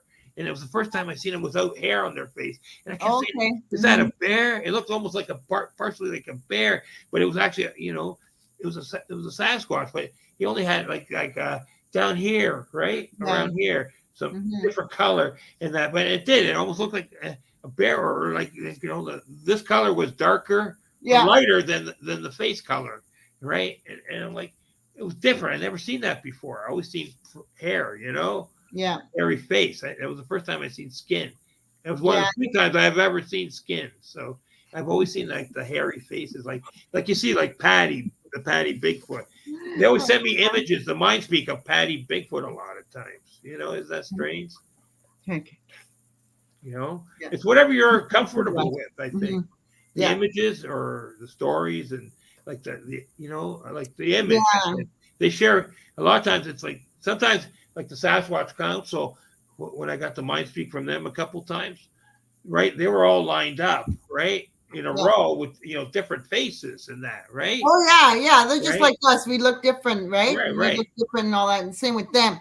Right. And the first time I saw their face was a couple of summers ago of North of Barrie. I saw their Really? face. Yeah, that's the first time I ever saw like their face. Before other my sightings were like there's the herbs flying around here again. So Right, the first time I saw their face, before my other sightings were seeing them from afar or just hearing them. Or one time I saw a family of about 5 of them crossing the highway. It's wow, really that's cool. amazing. Yeah. 5 of them. Like I said, I got surrounded by a half dozen of them. Yeah. Right? Oh yeah. Within arm's length, and like I heard the footfalls when they came out of the portal, the tree-lined portal. Yeah. I heard the footfalls. I heard the shrubbery, the foliage moving around me. I seen the legs, the bodies. I look up. I'm like, wow, they surrounded me. Yeah. They all came out to see me, and I'm looking. It was tense for 2 minutes, right? But they left me an opening to escape. Yeah. Okay, they didn't completely surround me. It was almost like a horseshoe shape, around me. Yeah. The 2 leaders, the big whatever were the closest to me, right? I could almost reach out and touch them, but I didn't. Yeah. Right? To see if they were solid, or I said, no, Tom, don't do that. Right? That'll be disrespectful. What was the message for them from them? Like do they give you a message? Because sometimes, like when I first did this event, this is from them. The message is to share. Most of the messages I've received were like, a lot of times are through the video screen, and that I've gotten messages a few times, and telepathic messages about Yeah. Mhm. that. And I had to tell one guy, that I knew, that I got a message, and I didn't want to be the messenger because I knew what's going to happen. All right, but they asked, and they asked me a couple times, and finally I had to do it. Well, tell them they didn't want. There's one guy out in Minnesota Mhm. was going in the wintertime to the cedar swamp, and they told me that was their nesting site for the winter. They got their family there, the kids. They didn't want this guy going there, but he said, "No, they love me. They love me." He kept saying, "They love me. They love me. They're no, they're my friends. They love me." But I said, "Please." They asked me, and he wouldn't listen. Okay, he wanted to get a photo, he wants to get a picture, but they're saying Well, not that's now. ego, right? That's ego. So that's the Yeah. difference about people going out there. When you Right. go out there to just be, and Right. then They there's some said no. pictures that They you want didn't to want get to be famous and disturbed. stuff. So Yeah. that's the difference about them having a sighting with them or even connecting with them. Right. You And if gotta you get would've- rid of the ego. That's the thing. If you want and to if you ever would've have listened, right. having a connection with them.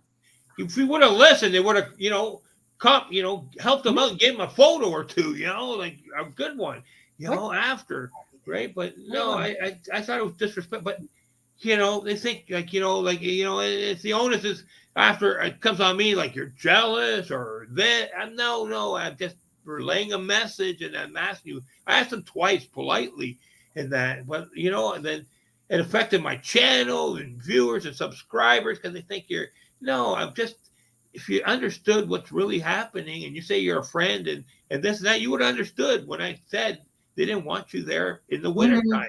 Okay. Well, that's where the ego comes in, and that's Right. probably what happened there was the ego. You got to get rid of the ego when you go out there if you want to make a connection with them.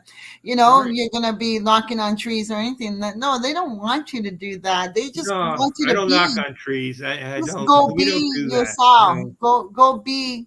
Right. Do the healing, because not only them are out there, we're also talking about the spirit of the trees, Mother Earth, the land, the Yes. water, everything. It's all spirit out there, and that's the Right. healing part where people will go to. And once you're done that part, like the connection with the land, connecting with Mother Earth, Right. and then Right. it's connecting with these other spiritual beings, because that's the healing work that you're doing when you go out in the land. You could hear the language of the trees, even they talk, Yes, they do. Yes, So listen to the trees. even the plants talk, and everything Sure. talks out there.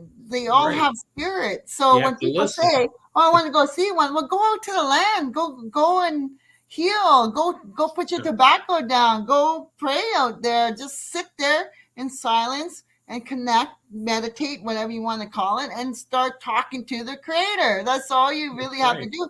And when that starts happening, and then everything else will happen. You'll have a sighting. You'll go see. That's You'll see right. the people or hear them, or fairies or the mermaids when you're out in the water, Right. and things like that. And even like seeing interdimensional activity happening with the eagles, with the falcons, Right. with the hawks and all that, or birds in Right. general, even frogs. It's And like- even stones have languages as well. They speak Right. as well. So one of the responsibilities of the little people too is moving the rocks in your path, because each rock, even like that stone, has a healing abilities for that person, that they already know who's coming in that path. So that's Right. what, like, I want to tell people when they want to go, I want a sighting, I want a sighting. Yeah, okay, you will go out and do the healing work. Like, Right. go out and pray, go out by the water, go connect with all the spiritual elements there, and That's the cool. breathing parts. The breathing, like the air, is the energy. It's spirit too, because without the air, we'd be all dead, That's right. And- That's right. And that's where, like, even the breathing part even We'll have to helps. put That's coffee together. healing. It'd be So amazing. when we start working things like that towards healing, then we'll have experiences with these interdimensional Yes. beings, Yeah. all of them, not just Bigfoot, but all of them. And with Native people, we have these teachings, and that's the teachings that they want us to connect, because our people, we're going through an epidemic with the drug overdoses and drug users in every community. Like, That's not every, right. That's right. across across Canada and U.S. But not only the Native people, but even in the cities, there's epidemics. It's always been going around. So when we start helping those people, being support systems for them or providing services to them, and these are the kind of techniques I teach with people when whoever comes to me for help. I teach them that. I teach them, let's go out or even go out in the park. Because you know why? Because that's what I was told to do. That's what I was needed to do. And I've traveled. When I was out west, I traveled. I broke bread with the homeless and that. And it meant a lot of both indigenous and locals and that. You learned and everybody has a story. We all have trauma. We all have that. But saved a couple people here and there along the way. Yeah, and saved some guy from getting purpose. And that. And nobody else would help. I'm like, oh God. I asked for, strength from the Sasquatch, strength from God, everything to keep me safe that day. Because I don't take it out on me. I stopped it from happening. But you have to use all your power, all your strength. Sometimes to get out of a situation. Prevent a situation. It's being kind, right? It's being kind. It's being loving. And non-judgmental. Sure. I didn't know these people. I didn't know, but I didn't want to see anyone get hurt. We're at a church. Function or something. I said, this should be happening outside. And nobody's stepping forward to calm this guy down or whatever issue they have. I don't understand why there's homelessness anyway when there's so many churches out there. That's right. And that's the thing. And that's what I'm not going to get into that part, but I just got to say that because I know people in my culture, my nation would agree to that. Because there shouldn't be, and even our own nations, why, and I was talking to my sister the other day, we should be having healing centers in every community, in every treaty territory. That hasn't been done. It's the government talks about reconciliation. And along with the greenhouses for healing, for food, and that, for sharing of really good food. And I have an idea. Why we don't have more of that? It's crazy.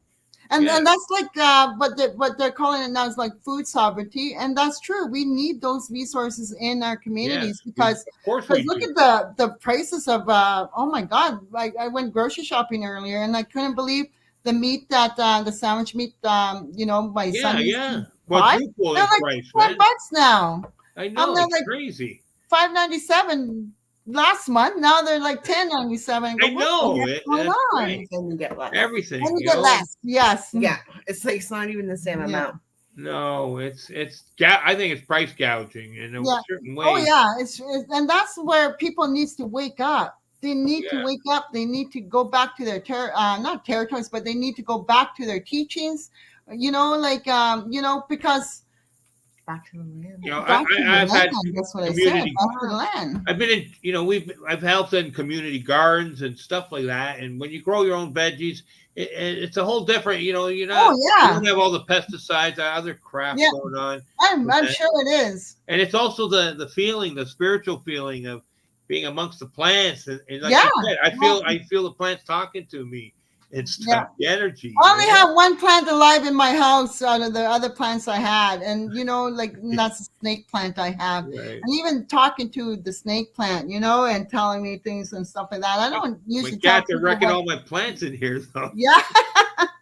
So that's what people like, even going back to planting, even going back to the, growing flowers. And because even flowers, they bring love, they bring happiness, they bring joy. Right.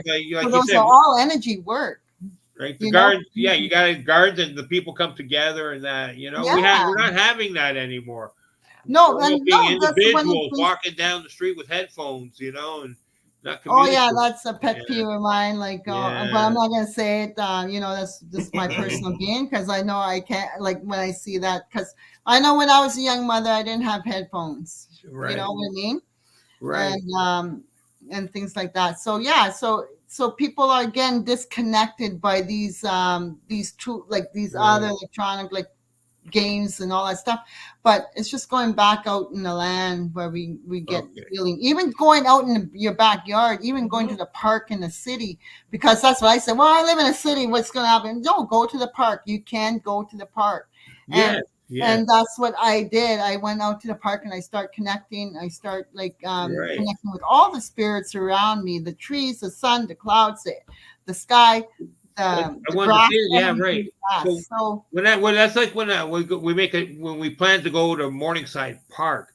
yeah. It's like they're all waiting for us to show up. Well, It's like, they already know you're we're planning coming. the trip. They know you're coming, and that Yeah. like for us, we only go a couple times a year there. Maybe we'll bring the Rangers down there on the Saturday evening because it doesn't get dark till 10 o'clock in the Right, city. 9, Like 10 you know, o'clock. so Yeah, but so Saturday night maybe we'll go to Morningstar Park. right. Morningstar. You never know, right? Because at one time, once or twice there, I seen the the morphing taking place from the flowers, to the little people, the fairies, and that morphing from the leaves, the shrubs, the fruit, and that the flowers or the leaves. Even I have pictures where they morph out of that, and that it was like amazing to see. Yeah, I'm gonna share that something about that. I will share the video one day. I'll show you what I'm talking about, and that's part of tell you when that happened and what it was. Right at the conference, I'll show you in the video. Yeah, and I'm going to tell you right now that has a connection with the star people, and that's another whole different topic right there. So when everything's all interconnected, the star people, the Sasquatch, the fairies, even us human beings, our ancestors. When I say ancestors, I mean my star people ancestors. Yeah. And then I talk about the grandmothers and grandparents and the ones before me, so that's like my mom and my grandmother, my great grandmom and all them. So when we talk about that, when I say ancestors, like I'm really talking about the star people ancestors for me.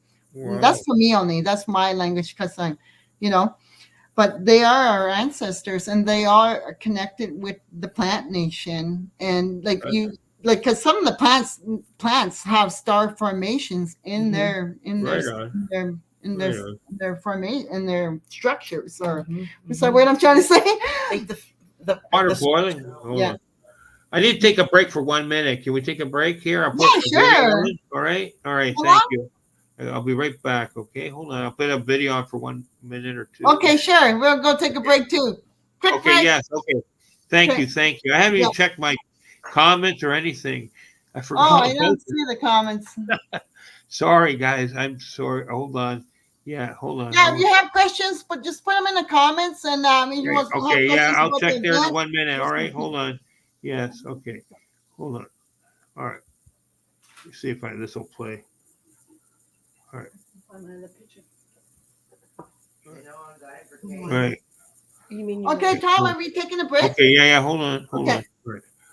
Oh, okay. Hold on. Oh boy. All right. Where is it? Hold on. I'm getting something here. Hold on 1 second. All right. Come on. All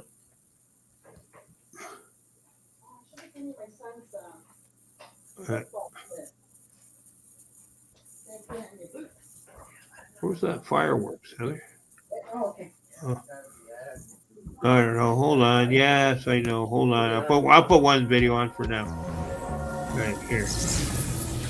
How long does this last? Not long. I gotta hold on. All right. Yeah. I've got a couple of minutes. I got to take a break. Hot? Yeah.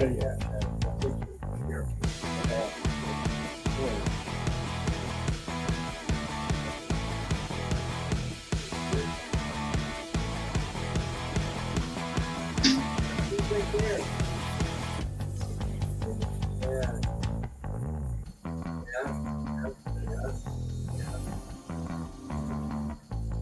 It's different.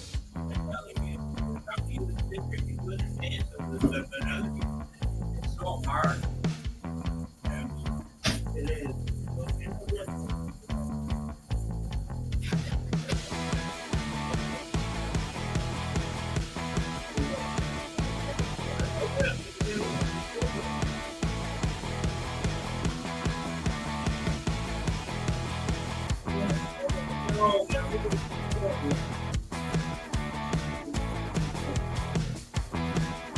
I know that. I understand. I'm going to listen to the single.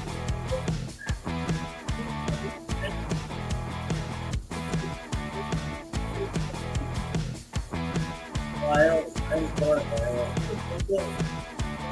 Hold on. Tell me if the video thing. No, it's not ended yet, I don't think. Yes, I know. Oh, I think it might have just.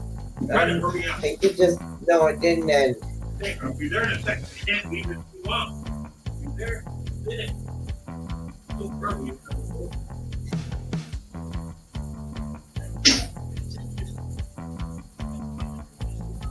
I think it would be for me to just see. So, you know.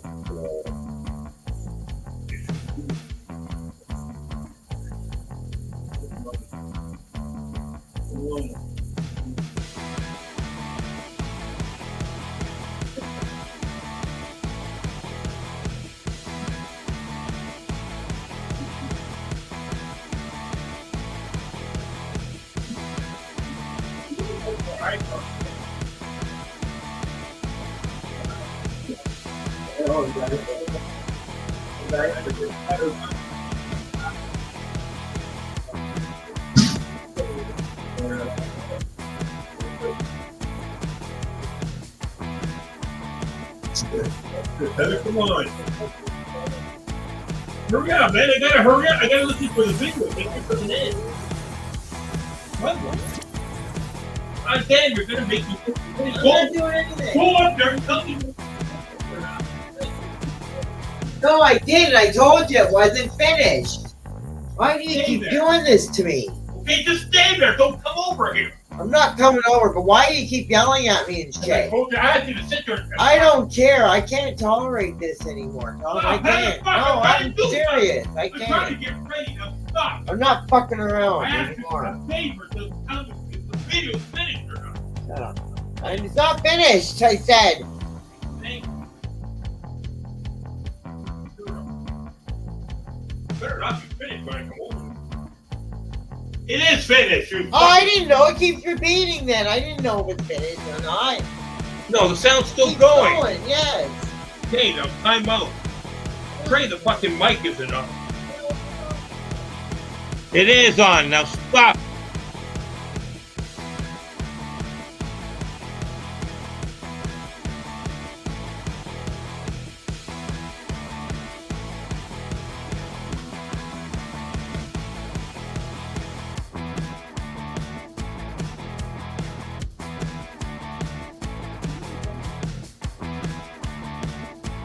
It's still on break.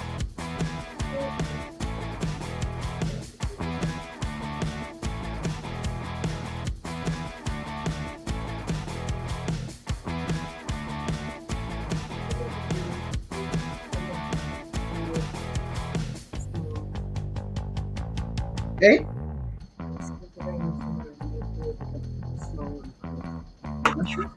Oh.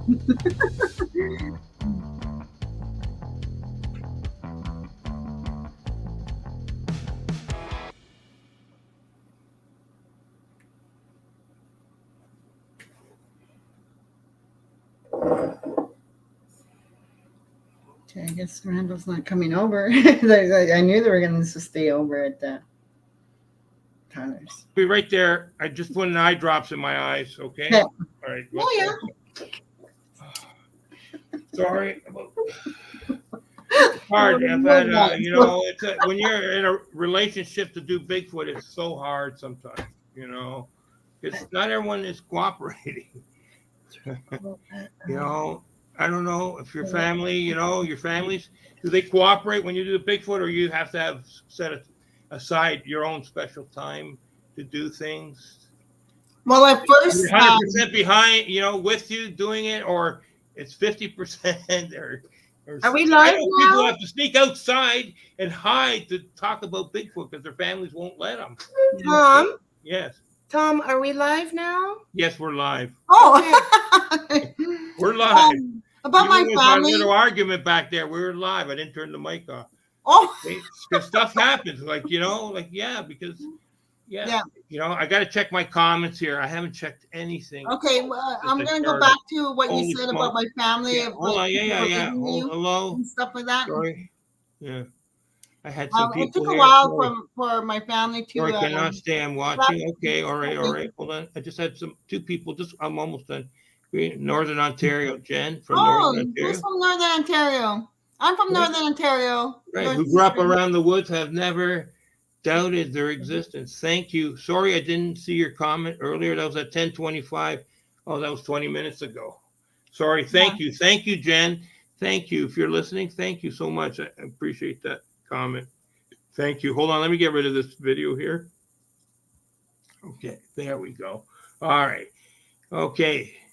That's better. Thank you. All right. Yeah. Okay. Well, I was just thinking of something. I got interrupted by Heather.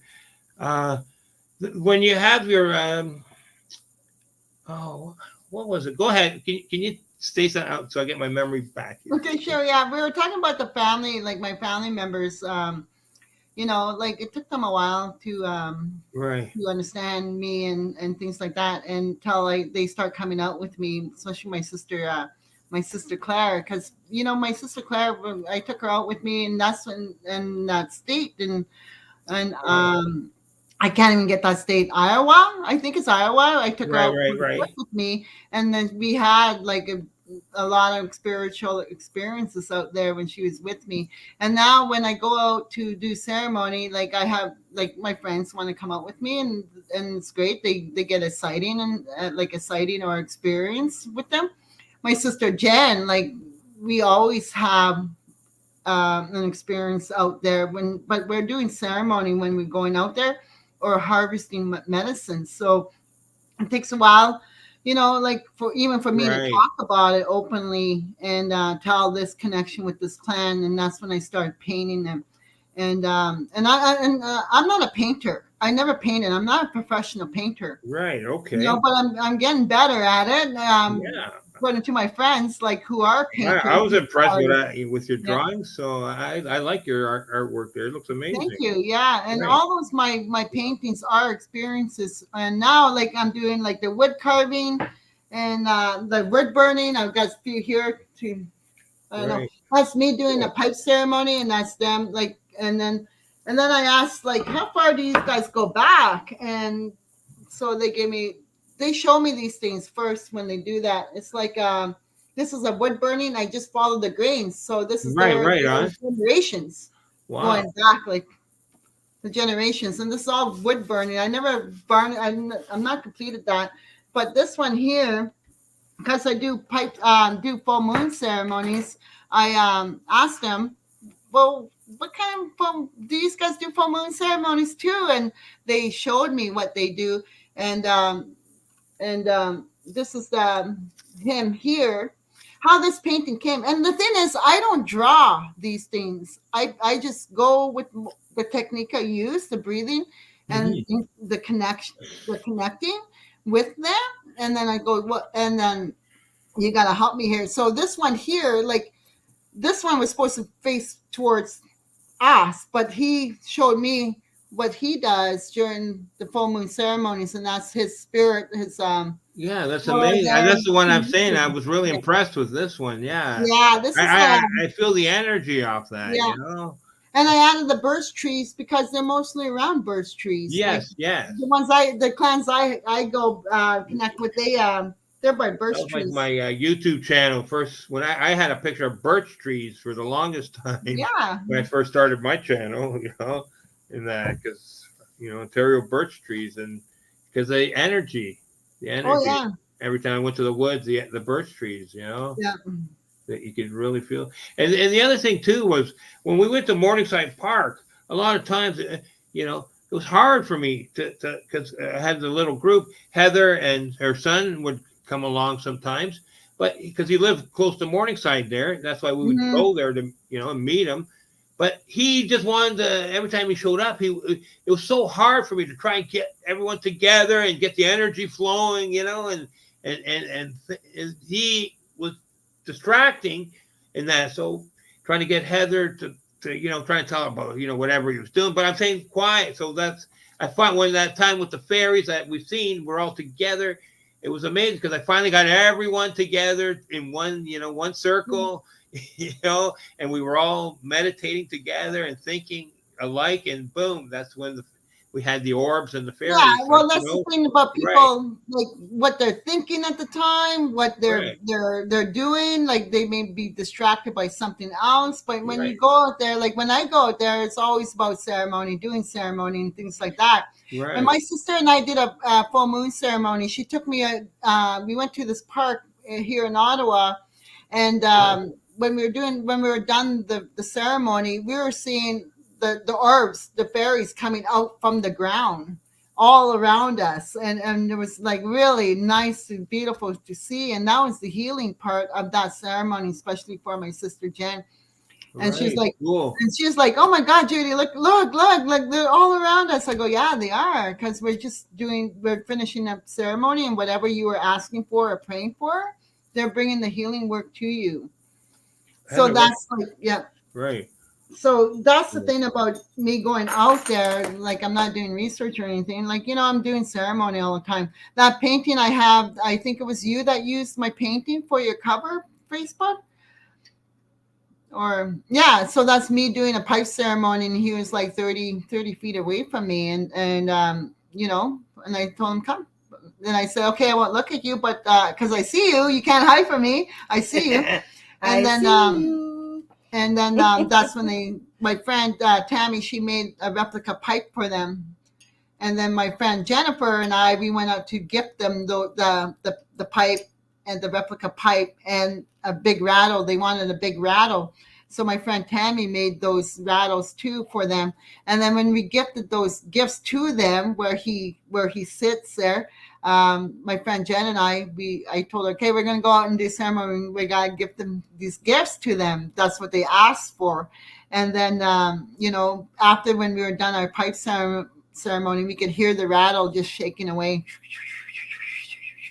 It was so cool. So that's what I mean by going out in the land, when you connect with the land, Mother Earth, when you do the healing work, and things will start moving for everyone once they get out there.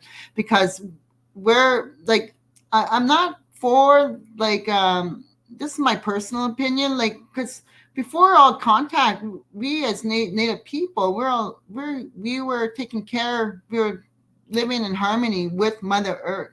We knew when to hunt, we knew when to harvest, we knew when to do ceremonies and what kind of ceremonies to do them for. And before even contact, we were in contact with everything, even the star people, even like these spiritual beings like Bigfoot, the fairies, the little people. My late mom shared stories with me about playing with little people when she was younger. And it's just that, so now they're returning, and they're showing themselves more to people, because the healing work that we need to be done at that particular moment, that particular time. When I saw that little person, I was sick, and I didn't eat for like 2 weeks. I was on the brat diet, eating banana, rice, and toast and applesauce. So I couldn't eat. After when I saw that little person, I stopped by in Sault Ste. Marie, and I had a meal.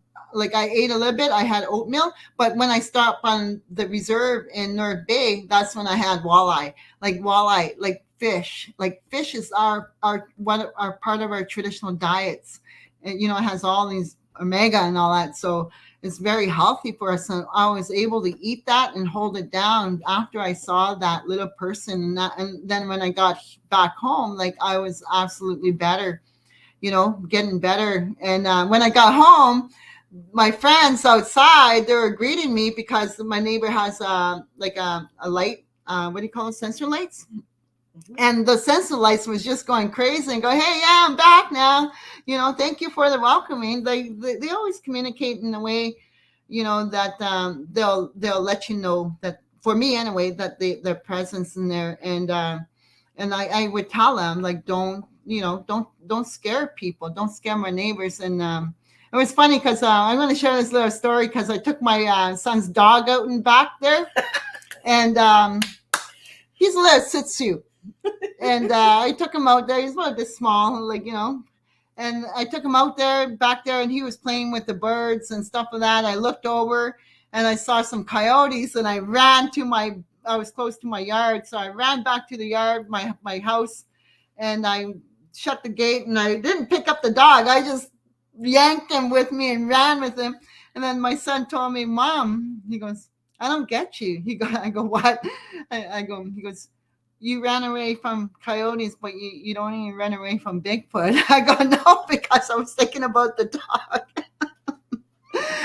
The dog was a meal for them, so I was more like, I wasn't running like for me, and then I was scared. I was afraid for my son's little Shih Tzu dog that I was walking that morning, and then there was three coyotes back out there in the backyard, and that was funny. That was like a funny story I want to share about what my kids say. Well, you ran away from 3 coyotes, but you don't run away from Bigfoot. I go, no, because I know they won't hurt me, because I communicate that way. I talk to them and I tell them what needs to be done, I'm in control more. Like, I ask them, like, yeah, they make fun. Yeah, they can have fun. But then when the time comes to ceremony, that's when, okay, time to get serious. I'm lighting my pipe. I'm going to light it. So stop, and you could hear the giggling and stuff like that. And one time I did see them, and that's a message I asked them about, like the cloaking, because I'm trying to stay away from the Bigfoot researcher terminologies like cloaking and stuff like that. So I asked them, well, what do you want me to use? I don't like using cloaking either. And then I asked them, what do I call it? What do you call it? And they said it's going in a spiritual form. That's when they go in a spiritual form, because when we talk about spirits, they're in spiritual form. You may not see them or but they're there, because they move things. Because one time they did that with my sister Jen and I. We were by the river, and I could see the grass splitting, and they were coming towards us. And my sister knew they're around us, because she was looking around. She I go, just calm down, breathe, because they are going invisible, and doing the healing work that needs to be done. Oh, I can't hear you, Tom. Oh God, thank you. I hope I was on, because I was talking away. Yeah, I didn't even realize my mic, my mute. I asked Heather if the coffee was ready, and I forgot to turn it back. But I was listening so intently to you, so you must have seen my lips going here, whatever. That's good. Yeah, so that's what they want it to be called. It's like going into the spiritual form when they cloak. Yeah, what do they want to be called? Going and transitioning into spiritual form. Spiritual form, yeah. Yeah, because they're spirit, like they got that ability to go in and out of dimensions. Yes, that's what I said. That's when I was like, first time when I was 14, they showed me first their spirit form, then the next day they showed me their physical form.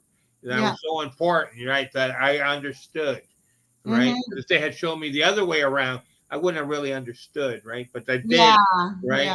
The spirit form I understood. They made that important and told me, right? And then boom, the physical form after, right? So so they're both in and out, here and there, right? And that they can be with you in spirit form together, and it's so cool. They can move. And I know that 2 years ago I was really sick. I was on I was on medication for borderline diabetic. It made me horribly sick, right? Mm-hmm. The diabetic medication. I wasn't diabetic. I was like borderline, and I wasn't ready yet for anything, any medication.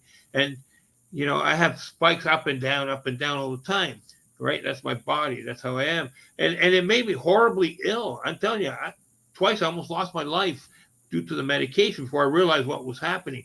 And I went on a live show to what are those guys called, Heather? Out in BC there, they were the Pork and Beans show or something.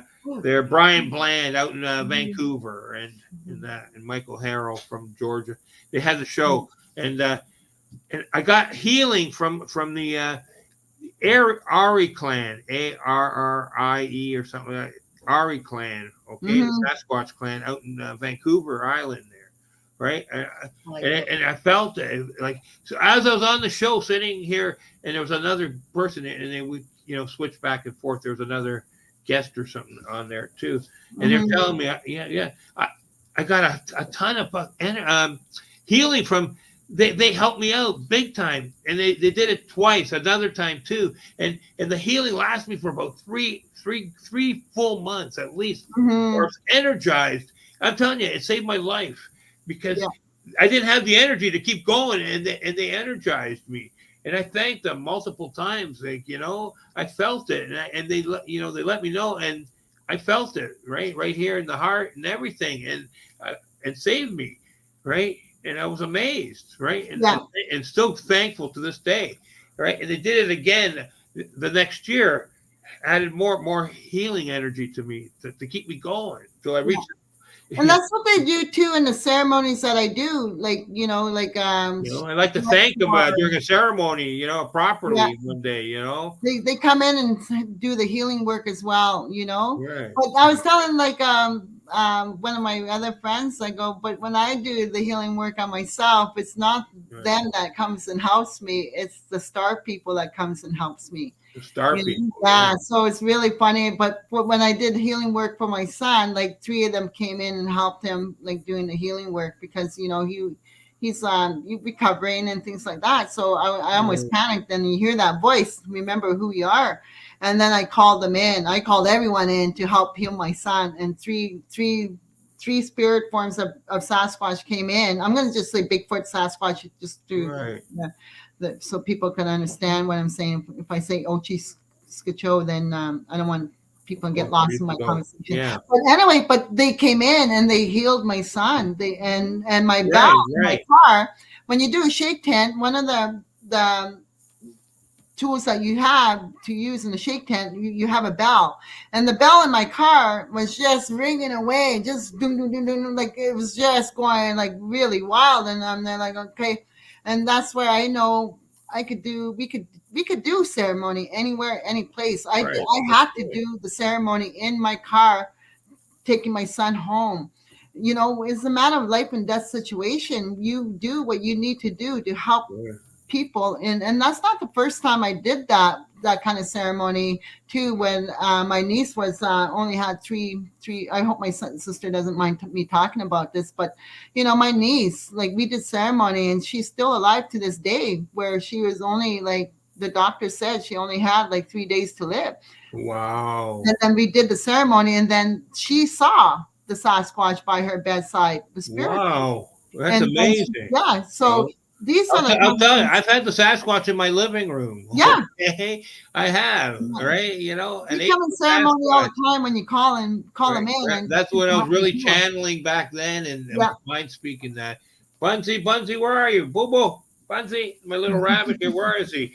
Bunsy, where did Heather find him? Where is he? Oh, you got a rabbit? Yeah. A real rabbit? Find him, please find him. He's a gift from the Sasquatch. Oh my God! Mind speak. I'll show you him. Yeah, he's about 7 years old now, I think. Wow. Right? 6, 7. He's 7 years old. He's getting old. Yeah, right? I can't have pets because I travel too much. Right. I do want put him on the table, Heather. There he is, little Boo Boo. He's a gift from the Sasquatch. Wow. He's a little, he's little, hey, onesie. Yeah. Hello to Judy and Deborah. When the SH. He was a gift. Be there. And I'll show you how to use him.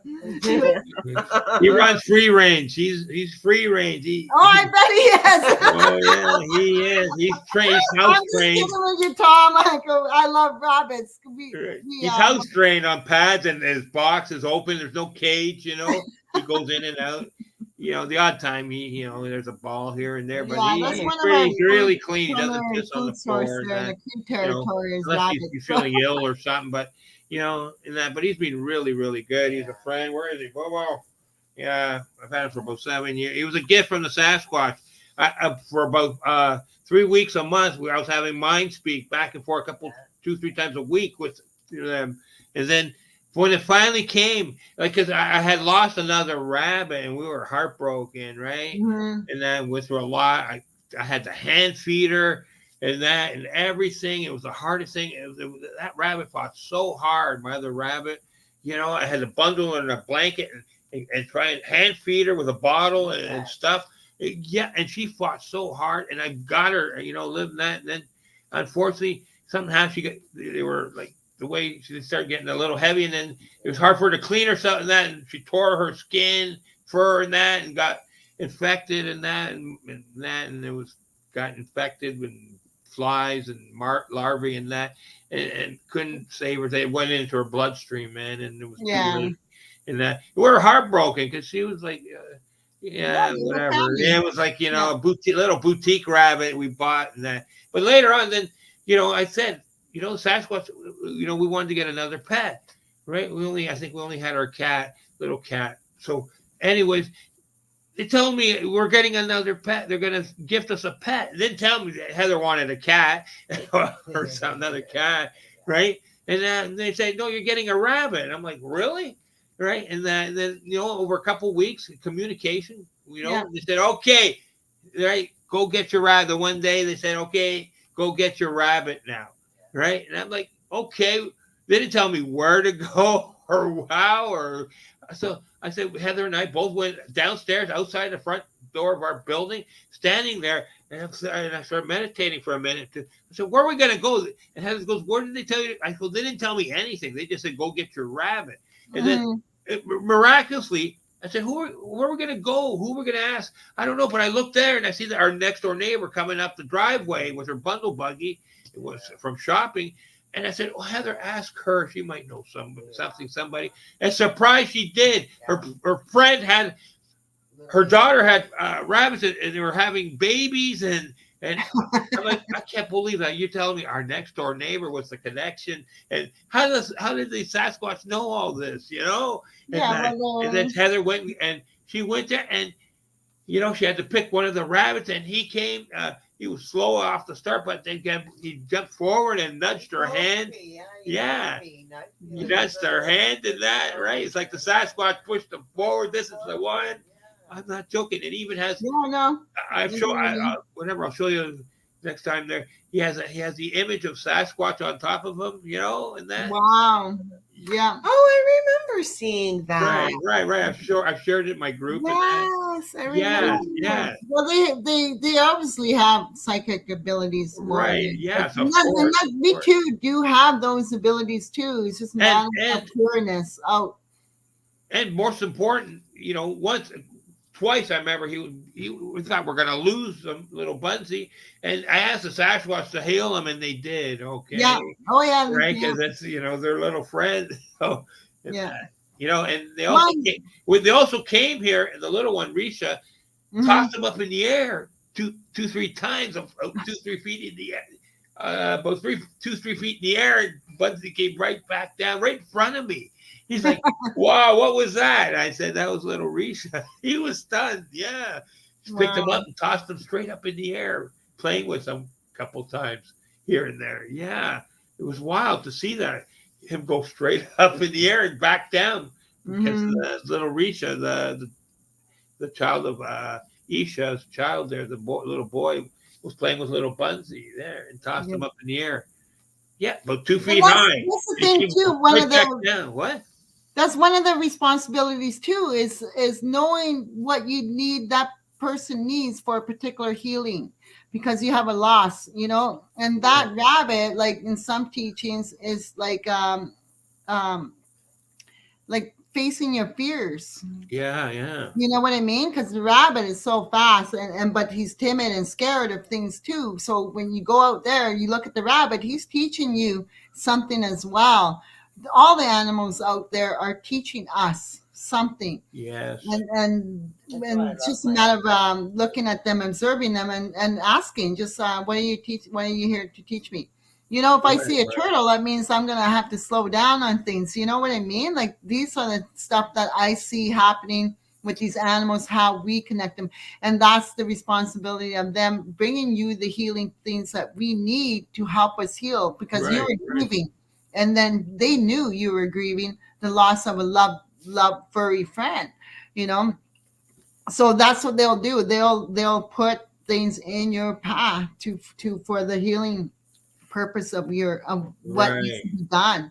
So yeah, so when even stones and stuff like that, like Deborah, Deborah, like they gifted Deborah a stone, and I said, they're gonna leave you a gift, and and then they gifted Deborah a stone with three blades of grass. So when you look at those three, like that's her, but I'm there just to help interpret things, as they tell me what is done with it. And I told her that's for you. They told me that's for you. So that's your gift, because at that time that's when we did the ceremony. Yeah. So things like that. I'll tell you, Judy and Deborah. When I was channeling and communicating with my spirit guides, right? One time it was a couple years ago, right? After we first started hooking up there a couple years ago, 4 or 5 back, 2018, 17. About 2018, they scratched an image, right, on the balcony. The three of them, the mother, the father, and the young one. And I tried to remove that image, and that no luck, right? It was there till they did construction and painted over it, and that, right? And it was the three of them, and it was like designed right by my door. As soon as I came out of my balcony door, it was facing me. That as soon as I stepped out, I could see them, right? The three of them looking right at me, and it was wild. I showed it to Heather. She couldn't believe it, right? I said, "Look at that sketch." And I tried, I don't know how they did this, because I got a nail or something, and I couldn't do it, right? How the heck did they put that that inlay into the cement? I said, that's wild. And every time I went out, I faced them, opened that door, there they were looking back at me, so another thing I want to go back to was when you said they use energy work to heal you and stuff. You felt the energy, like know. And I know that, in fact, that they did that to my car. So not only to your being, but your personal things that keeps you, like my car, keeps me safe.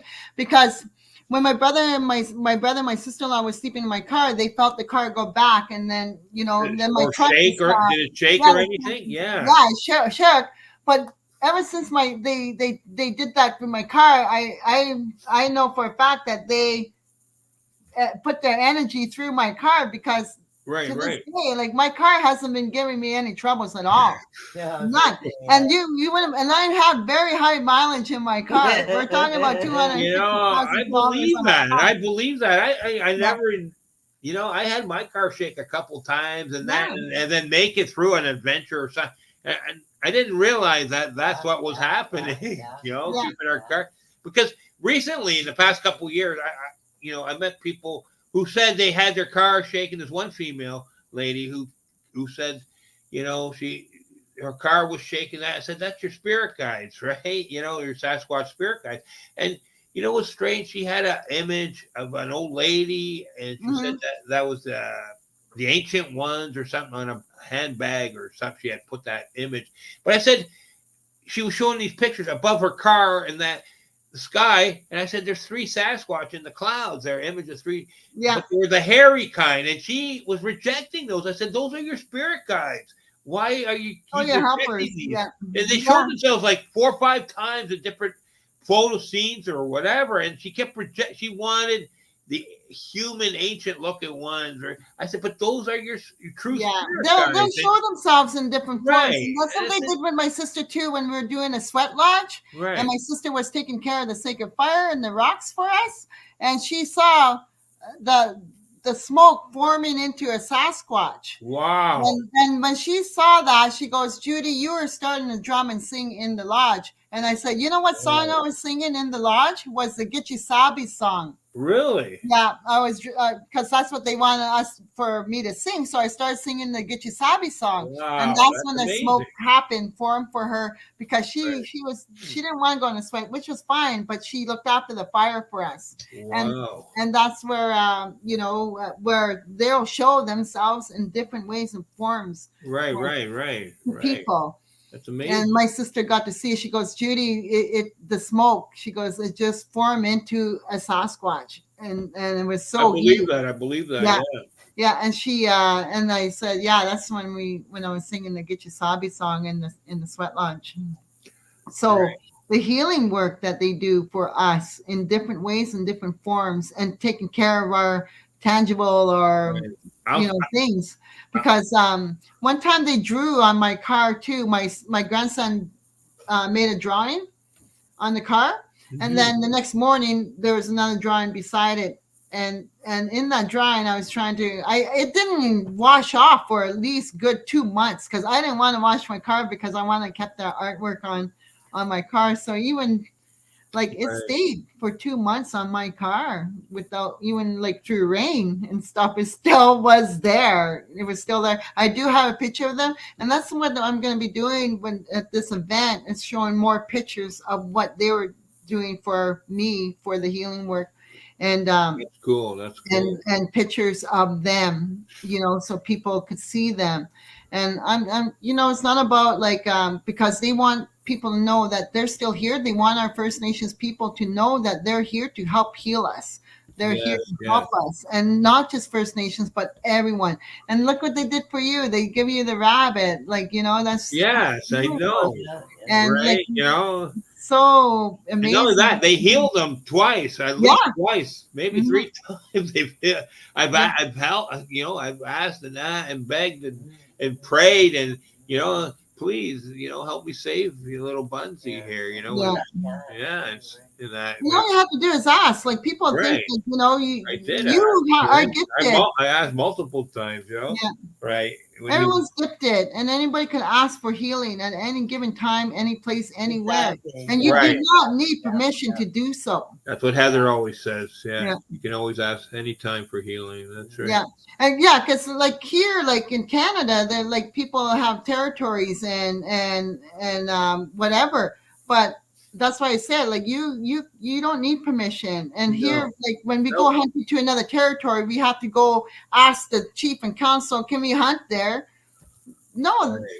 No, and sometimes they say no to people from other different territories. So they're like, well, where's the spiritual aspect here? Don't you know this animal is giving themselves to that particular hunter just because it's kept in your treaty? Now you're saying no, you can't hunt there because you're not from here. If you understand our culture and understand our spirituality, you know that animal is giving themselves up for that. You know what?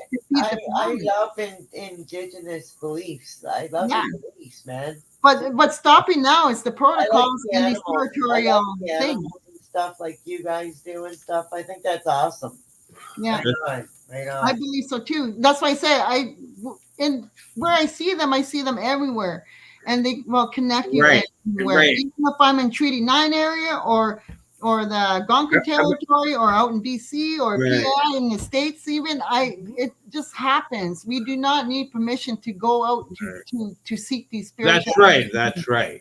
And that's the message I want to say too. And I will say that at the conference, and I will say that to any leader that will stop me from going in any territory to do ceremonies. So I'm going to say that now because the spiritual realm is everywhere and anywhere, and Mother Earth is for everyone. Right. And it's up to us to respect Mother Earth and take care of her. Exactly. And that's what we call natural laws, and then we have our clan systems, so it's about us human beings, Anishinaabe people being much greater people of the land, people of the swampy land. It's funny, my sister though, she's got MS, and and my mom told her all the time, ask for the healing, and she wouldn't do it, and just suffered for years, because she'd just fight it and that, and like we all asked for healing and that, and we got the healing.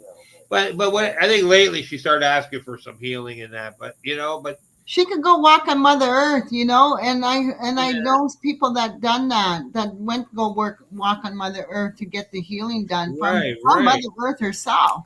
It can be done. That's why the plants are here, the trees are here, and they are here. We are children of Mother Earth. We'll see this summer what she says. Yeah, just go put your feet on the earth. That's the basic healing you can do. Any doctor can ever do for anyone. When we mentioned Bigfoot, she's like, Bigfoot. Oh, yeah. Right? It's a whole different topic for.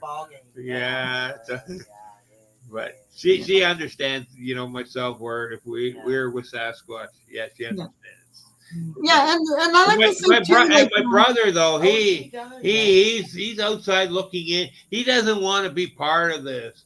And right? that's his decision, and they have every Right. right to do that because they're living Right, in a right. bubble or whatever, But Right. people who, when You you know, do get the connection with the land and doing the healing work on yourself and recovering from all the traumas and intergenerational effects that our people suffer from, when we get returned to our ceremonies, our return to the land, that's when things start happening. The healing starts right, happening. right, We become better people. We become right. kinder, more loving, and accepting others. We don't I judge. sorry, I brought my brother to 10 years after I first seen that portal and that and the little people at that schoolyard, right down off Dufferin Street, Mm-hmm. and that I brought my brother there. We're visiting relatives down on Lansdowne, and so I said, let's go, come on. I said he's about a year or so younger than me. And I said, let's go. I'll take you to the schoolyard where I had seen the portal and the little people and that. And I brought him in and I took him from where I parked the same way I came in when I discovered it, right? Through the certain entrance, right? Off the street there and entrance into the schoolyard.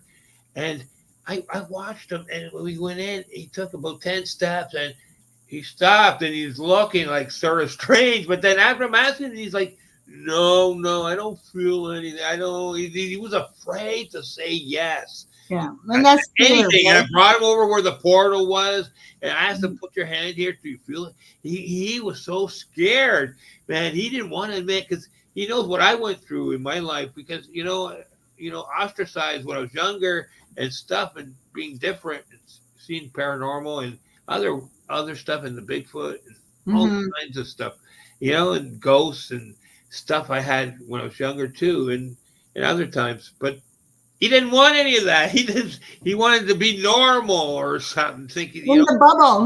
right. In the bubble, He knows what I went through, and That's I'm like, fine. come on. I said, you don't have to tell anyone. I won't tell anyone. And he was so afraid. He would not say yes or no. It's fear, No, right? I don't know. He kept saying, I don't know. He would not open up to experience anything. I said, I need to know if you feel something here, you sense something. And because when I was smaller, just previous, I had one or two experiences that he was there, a couple experiences that he was there, but didn't see or whatever, or was part of it, and that, so, or couldn't see, maybe he cannot see or doesn't want to. His third eye's closed. I don't know. Well, And he drinks a lot, and then the next day, he's got memory problems because of drinking. So a lot of times his memory's wiped. I asked him stuff because he doesn't remember. Years are gone, yeah, because of heavy drinking, and that. So that's sad because my memory has been retained for multiple years, except for till recently because of the COVID. I lost about 10, 20% here or there. Some stuff is really hard to recall again. Right, slowly trying to get some of that back from, right, and that. Tom, Yes. I'm turning into a pumpkin. Okay. And I wanted to thank you so much for having me on. Right. And I just want to say thank you. Unfortunately I have to go. Okay. Thank you. Yeah, no problem. Thank I you. appreciate you coming on. I wanted to hear your little people stories. Oh, we can do this again. Yeah, we can always come back. But I want to talk about. Yes. Trust me, it's more than a day. I know we could talk. It's way more. This topic for a long multiple time times forever. talking in that. How long have we been? Right, Yeah, how long has it been? I don't know. I haven't seen. We're just over 2 hours. It doesn't even It seem. does fly so fast. Yes, I know. I had a great time. Yeah, we didn't get a chance to talk about the artwork, but at the event, I will be talking about the artwork Right. and the other artwork that I'm going to be And doing. I would like to go one day, before we the can thing, talk. to do a little ceremony somewhere here. In Yeah, Scarborough. for sure. Like that's Okay. part of the event. We're going to start the day off with the pipe Right. ceremony, and we're going to talk. We're going to do the pipe ceremony at the event. We're going to have a sacred fire, and we're going to open song with Tammy doing her. I'm going to the park tomorrow, or my local park here, to do some filming. I haven't been there for a month or two. So Yeah. right. So I'm going tomorrow. I was supposed to go today. Yeah, we'll I didn't go go. tomorrow. But I'm going tomorrow morning in that to film in that, right? And that, and is there anything I could say, or like, like the, other than me saying hello, my friends, and that, which works for me, Well, I have a whatever good works for you, relationship. right? Works for you, but it doesn't Yeah, mean it's going to work for yeah, everyone. like I Because said, my stuff. everyone will have a different greeting. Everyone will have a different connection. Because everyone has their own mind and their own mouth to speak. Right, And because it sometimes they comes go, from hey, the heart, comes from my heart out first, they know. So Right, yeah, right. I just say, hey guys, I'm here. Right. Yeah, I'm yeah, going to I do. I ceremony. say hello, but I know I told in the past couple of years, I told my friends, you need to talk, you need to say hello, this, that, ask permission to take. No, I'm not doing that. I'm superior. Well, that's a lesson for No. them, right? No matter. I said, please, just ask once, right? They will Say show hello. I don't themselves. know why people have a hard time with that. Yeah. Myself, no problem. Yeah. I'm really open. I ask, and I also know when to leave. Right? If, Yeah. okay, sorry, I won't take any more photos. I'm leaving right now. Sometimes you have to understand. There's a line that, thank you, and okay. Sometimes you shouldn't have taken that photo, and you apologize and move on real fast, right? I just want to say, like, I used binoculars one day, and because my grandson lent me his binoculars, and that's what they told me when I pulled out the binoculars. I surprised them because they're like, "Oh, you can't manipulate those." I go, "No, you can't. I can see you closer now." So because I can't see that far.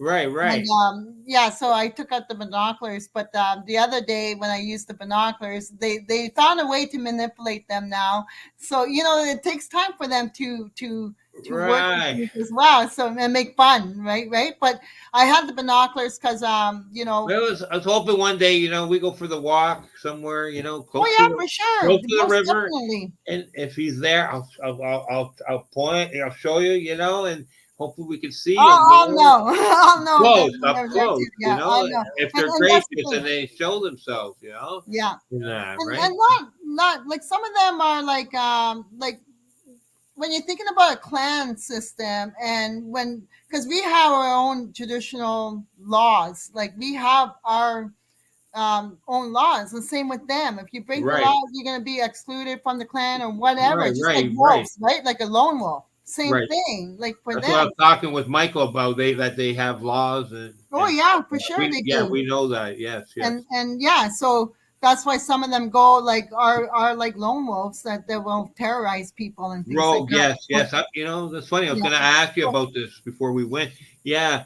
Well, I never encountered one, so because I only had one once or twice. One time I was run from a rogue. I assumed you didn't communicate with me or any. So this was out in British Columbia. Yeah, it was different out there. I didn't find him so friendly out there. Right? Well, I'm going there this summer, so I'll know. I'll find out myself. Right. But Tom, we'll come back if you want us to come back. We'll talk. Sure, more I do. When it comes closer to the event, and then we'll talk more of the event. Right, for sure. I would really appreciate that. You're a great guest, man. Yeah.